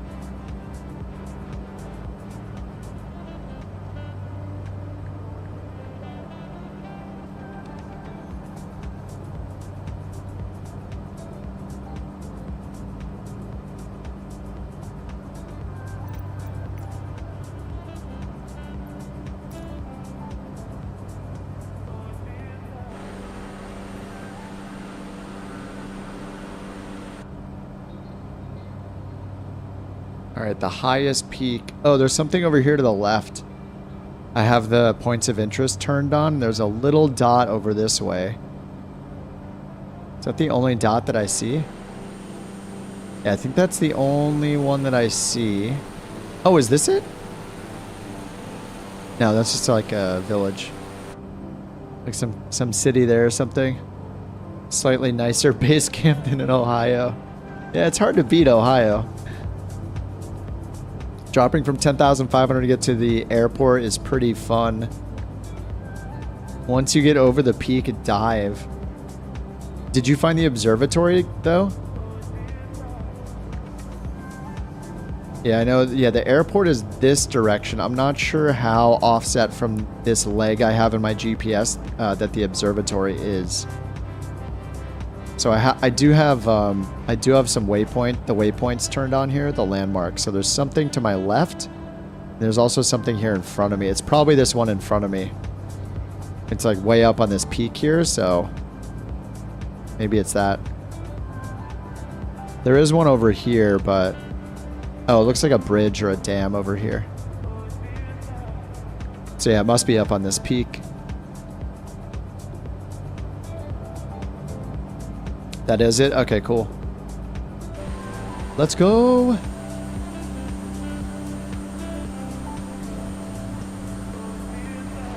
The first one? Oh, the one to my left?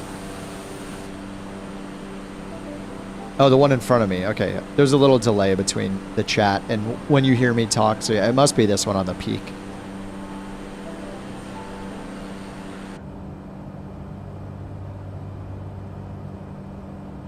No, what? It's gotta be this one on the peak. Didn't you guys say earlier it's on the peak? Delay?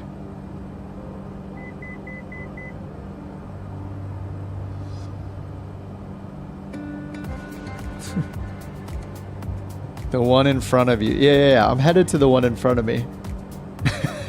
If you just say yes or no, I don't know which of my sentences you're saying it to because the lag is like the delay is so long. Well, the delay, I don't know. The delay is probably like 5 or 10 seconds. I don't know. You did dive after you get over it. Okay, yeah.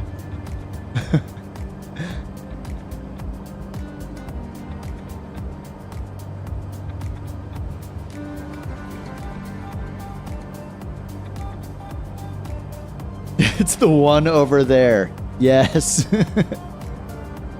Where would I be without you guys? Lost for sure. Yes.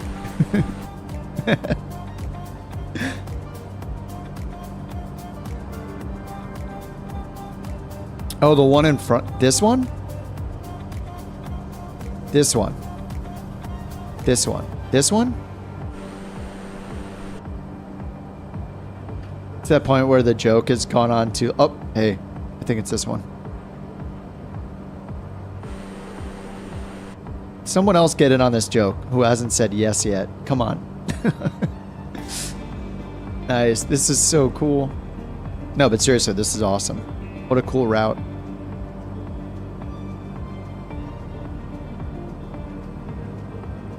It said to try to be at 9,500 feet going through here, so I'm a little high. Or I think the elevation of the observatory is like 95, or the high 94s, around 9,500 feet.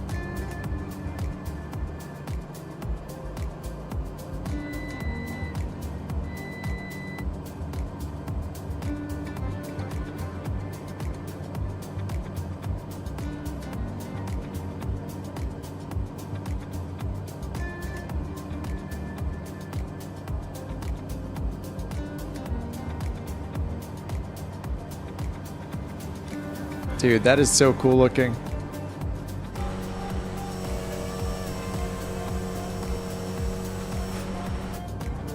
Dive, dive, dive.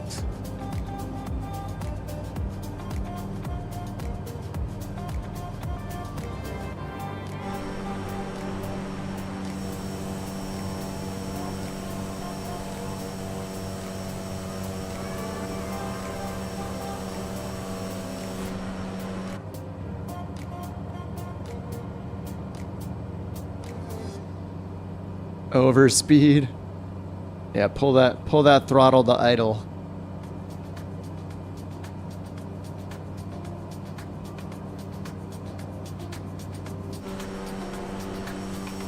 Looks pretty darn good in VR. Glad I landed to go past it.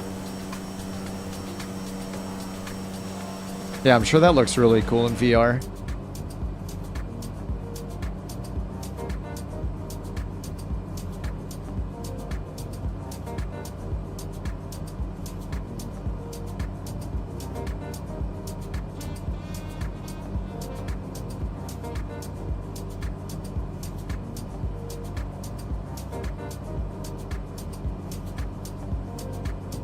$2,700 feet per minute feels pretty good.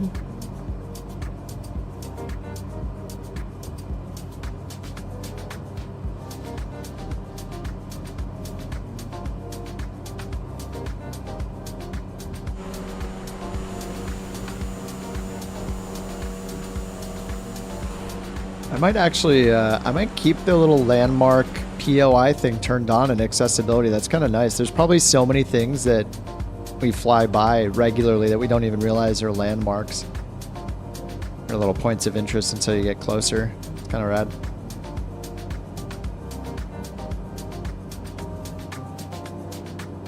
$2,000, nice. I think I was, well, I turned on my vertical speed and it set itself to 2,500. I had pulled my throttle to idle right when I was passing it, just pitched straight down, or not straight down, but you know, 30 degrees or something. Started at 10.5.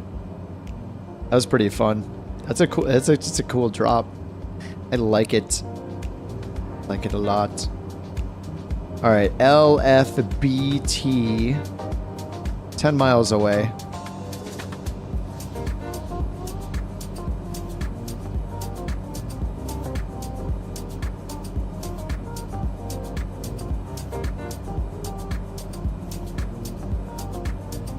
And desired track is 320.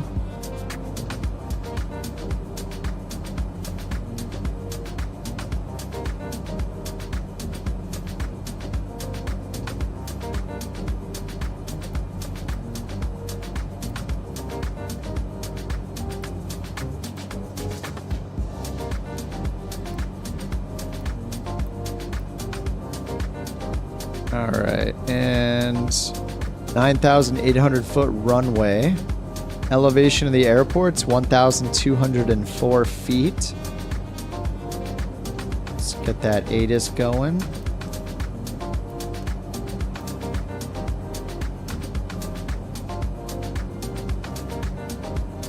The ATIS doesn't like me.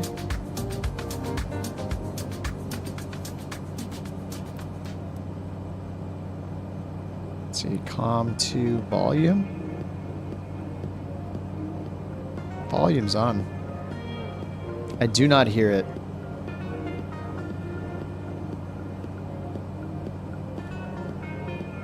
All right, well, we got runway, looks like runway 02 and 20.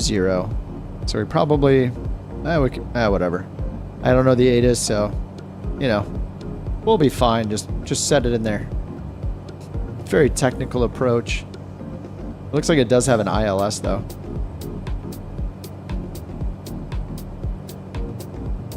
Windsor 1904. All right, 20 it is then. Procedure, approach. Oh, you can't do a visual approach? Oh, does only the G1000 have the visuals? It must. I thought you could do visuals in the 530 and 430.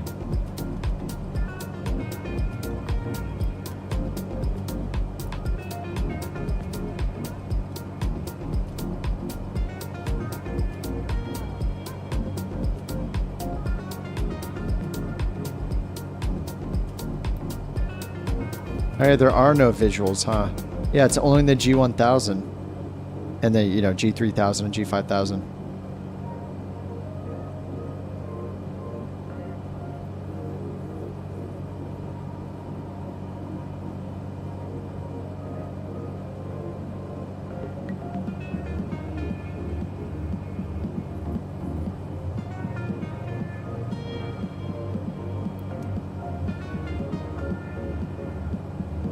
Alright, runway 20 it is then.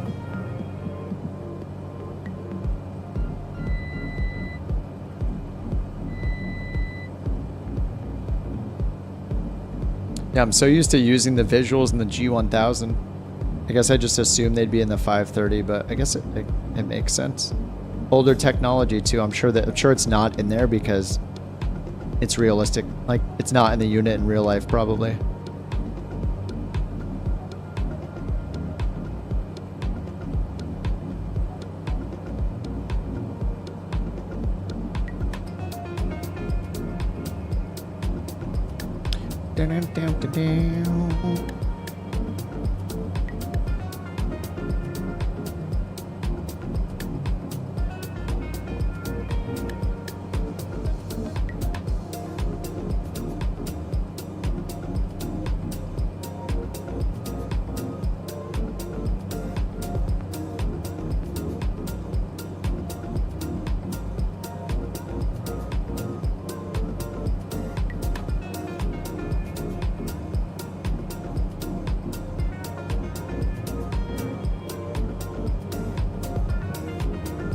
Beautiful weather. In the sim, though, you don't want clear skies. In real life, this is beautiful weather. Beautiful weather for flying, too. But in the sim, I want like few or scattered clouds, like always. Just because the lighting, everything, the clouds look so good in the sim. Just love it. All right, Enon, you're number one. Number one for landing. I'm turning base.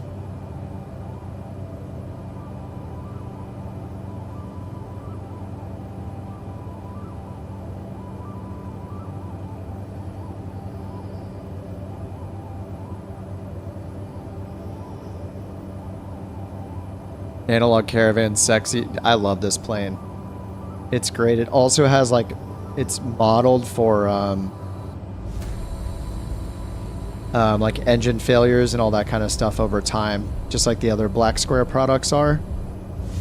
I'm really excited about the TBM to get back into that. I haven't flown the TBM 930 in a while. It's 930, right? I haven't flown that for a while, so I'm excited to get an analog version and, you know, pay our respects to Steve-O's TBM 850. I didn't finish his video that he posted today about of him flying in the 960, I think it was.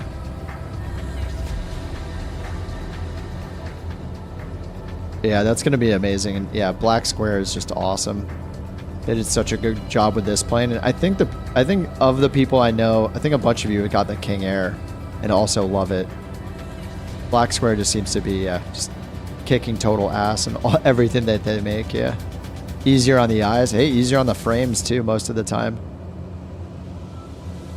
Yeah, it takes some getting used to, like, yeah, just mattering your camera settings and stuff in the sim. Just reading the instruments and getting used to which one's where exactly. Whereas whenever you have a G1000, you know, no matter what plane it's in, you know exactly where everything is every time. So it's the advantage, I guess. Oh, I didn't do the engine off landing. Oh no. Oh no, wait, I have to go around. Oh, I forgot. I don't even know if, I mean, that was almost an engine off landing anyway. I forgot about the engine off landing. I don't know if Loyal is still here.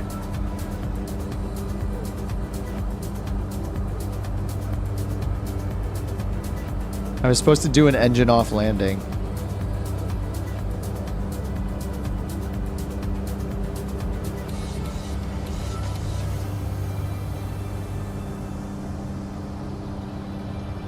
Do a little traffic pattern practice, I guess.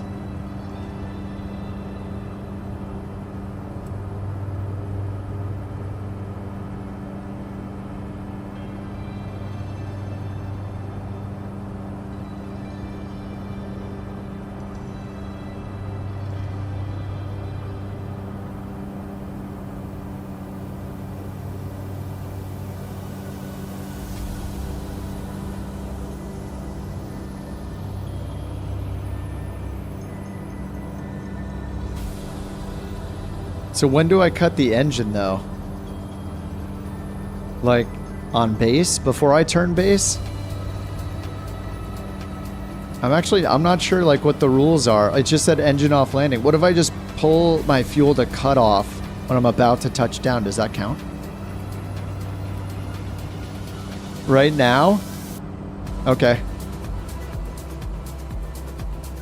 I'll even turn the battery off. Oh, I can't put my flaps in, can I?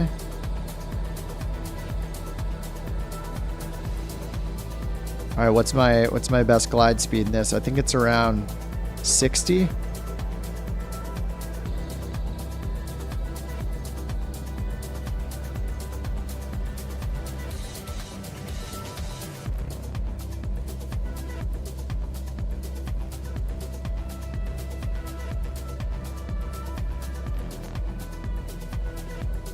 Good thing it's a long runway.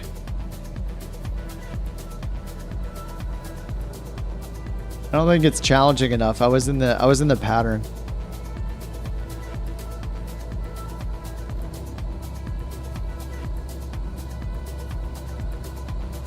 And this is like a 10,000 foot runway as well.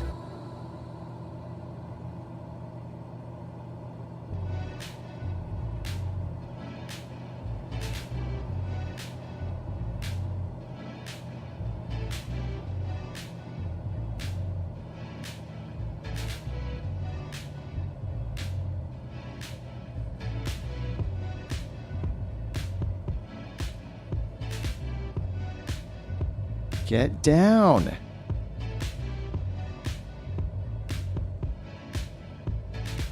Oh, I'm at the other end of the runway. I'm using all of it.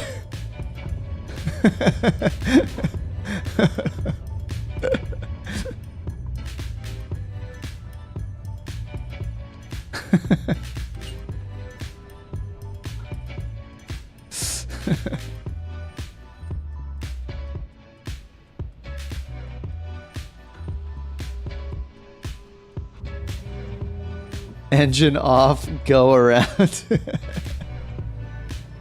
Good thing there's a displaced threshold.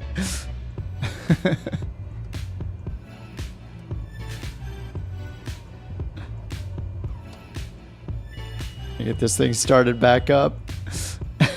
Pop a wheelie. Easier said than done, because you have to know how to do that.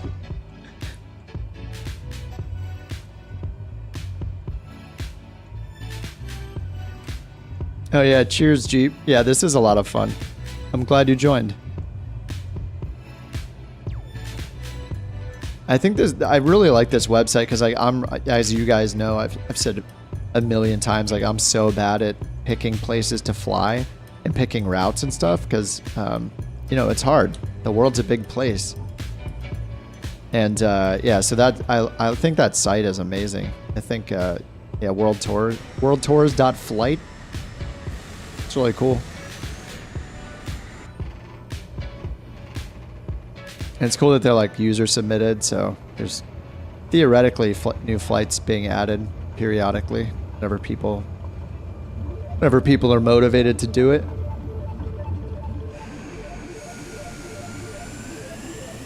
Oh, did they improve the dust effects? Is that better than it used to look?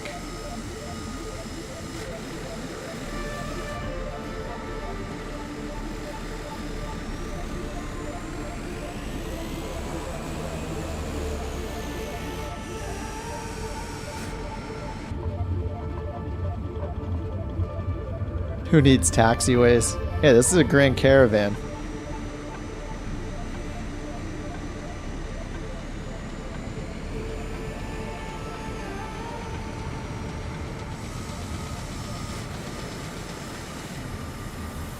This is a gigantic airport too.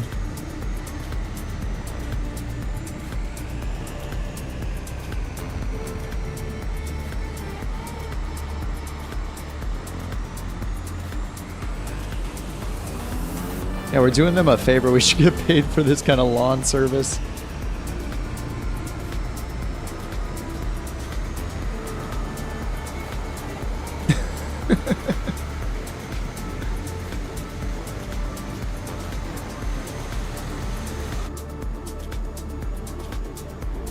Damn, there's a lot of us here. Hey, this is pretty good for a late night impromptu group flight. Not bad at all.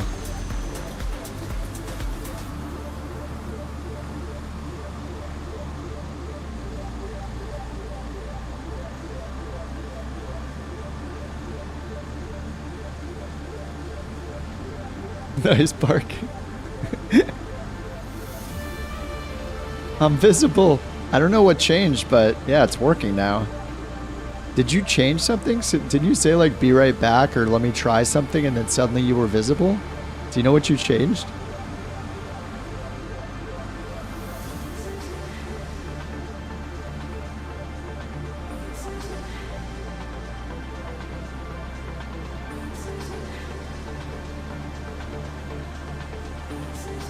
Oh, you just changed your plane. Okay. Oh, right. You said the 172 is bugged somehow.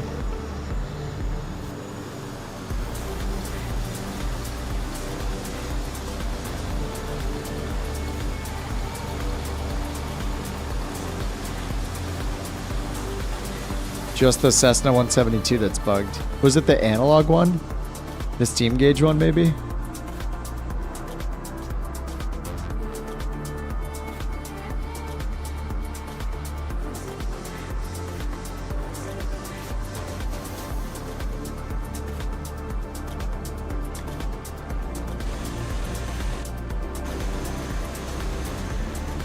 Oh, okay. Very weird. All I know is I was going crazy trying to figure out that alarm that was going off my plane. I figured out it was your autopilot. Oh no. Sorry about that. Yeah, I kept I don't know why it kept having problems turning it off. Yeah, there's something is wrong with it.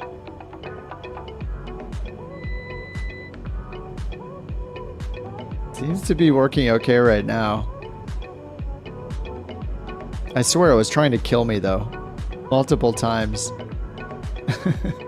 Yeah, I kept just like smashing my thumb button trying to get it to turn off. I was probably just turning it back on myself. All right, that was fun stuff. It is it's 11:30 here in California. I think that's a good time to call it. We did a good 3.5 hours of flying. 3.5 hours in the books. Went to some new places. I'll probably keep using that site. I think that's pretty fun. I want to do that like, if I do 3 streams a week, I think that should be one of them, is doing a world tour flight. And then maybe one on-air flight. And then I gotta practice some VATSIM. I might do that tomorrow. I need to get back in the swing of things with VATSIM. I kind of want to do maybe the Cirrus Vision Jet in VATSIM. Could be pretty fun because there's so much automated in that, so it'll help cut down on the workload, especially the auto throttle. That'll be pretty nice. So, and there are some events going on in VATSIM tomorrow. Let me bring those up. I think there's one going on. It's like a baseball themed one. This one here, MLB Madness, starting at 4 p.m. tomorrow. Atlanta to, I don't know what airport this is. Oh, Tampa. And then Melbourne, Orlando. So Atlanta, Tampa, and Melbourne. So there'll be, I guess, a bunch of controllers on tomorrow, I would assume, around that time. There were a ton on tonight in the U.S. Like, all of the East Coast was... Man, there's still a lot on right now, actually. Pretty awesome. I might actually sit in my plane at, like, San Diego or LAX or something and just listen in on VATSIM for a little bit before I pass out. Just to start listening to some of the phraseology again. I don't think I've lost it all. It hasn't even been a year, so yeah, I think that'll be fine. All right, guys, good games. That was super fun. Thanks for flying along. Impromptu Friday night, 2 a.m. on the East Coast. Yeah, I'm also a night owl. I'll probably be up a few more hours as well. But as far as the stream and talking nonstop, I think I'm good for the night. You guys are probably good hearing me for the night too, so it's a win-win. All right, guys, thanks for hanging out. I'll see you guys probably tomorrow or at least Sunday. Yeah, so I figure out the next stream, and yeah, I'll probably stream tomorrow. Maybe I'll see when I wake up. But yeah, good stuff, guys. Have a good night. Have a good day. It's in the morning. Thanks, Vitor. Thanks for joining. All right, see y'all tomorrow.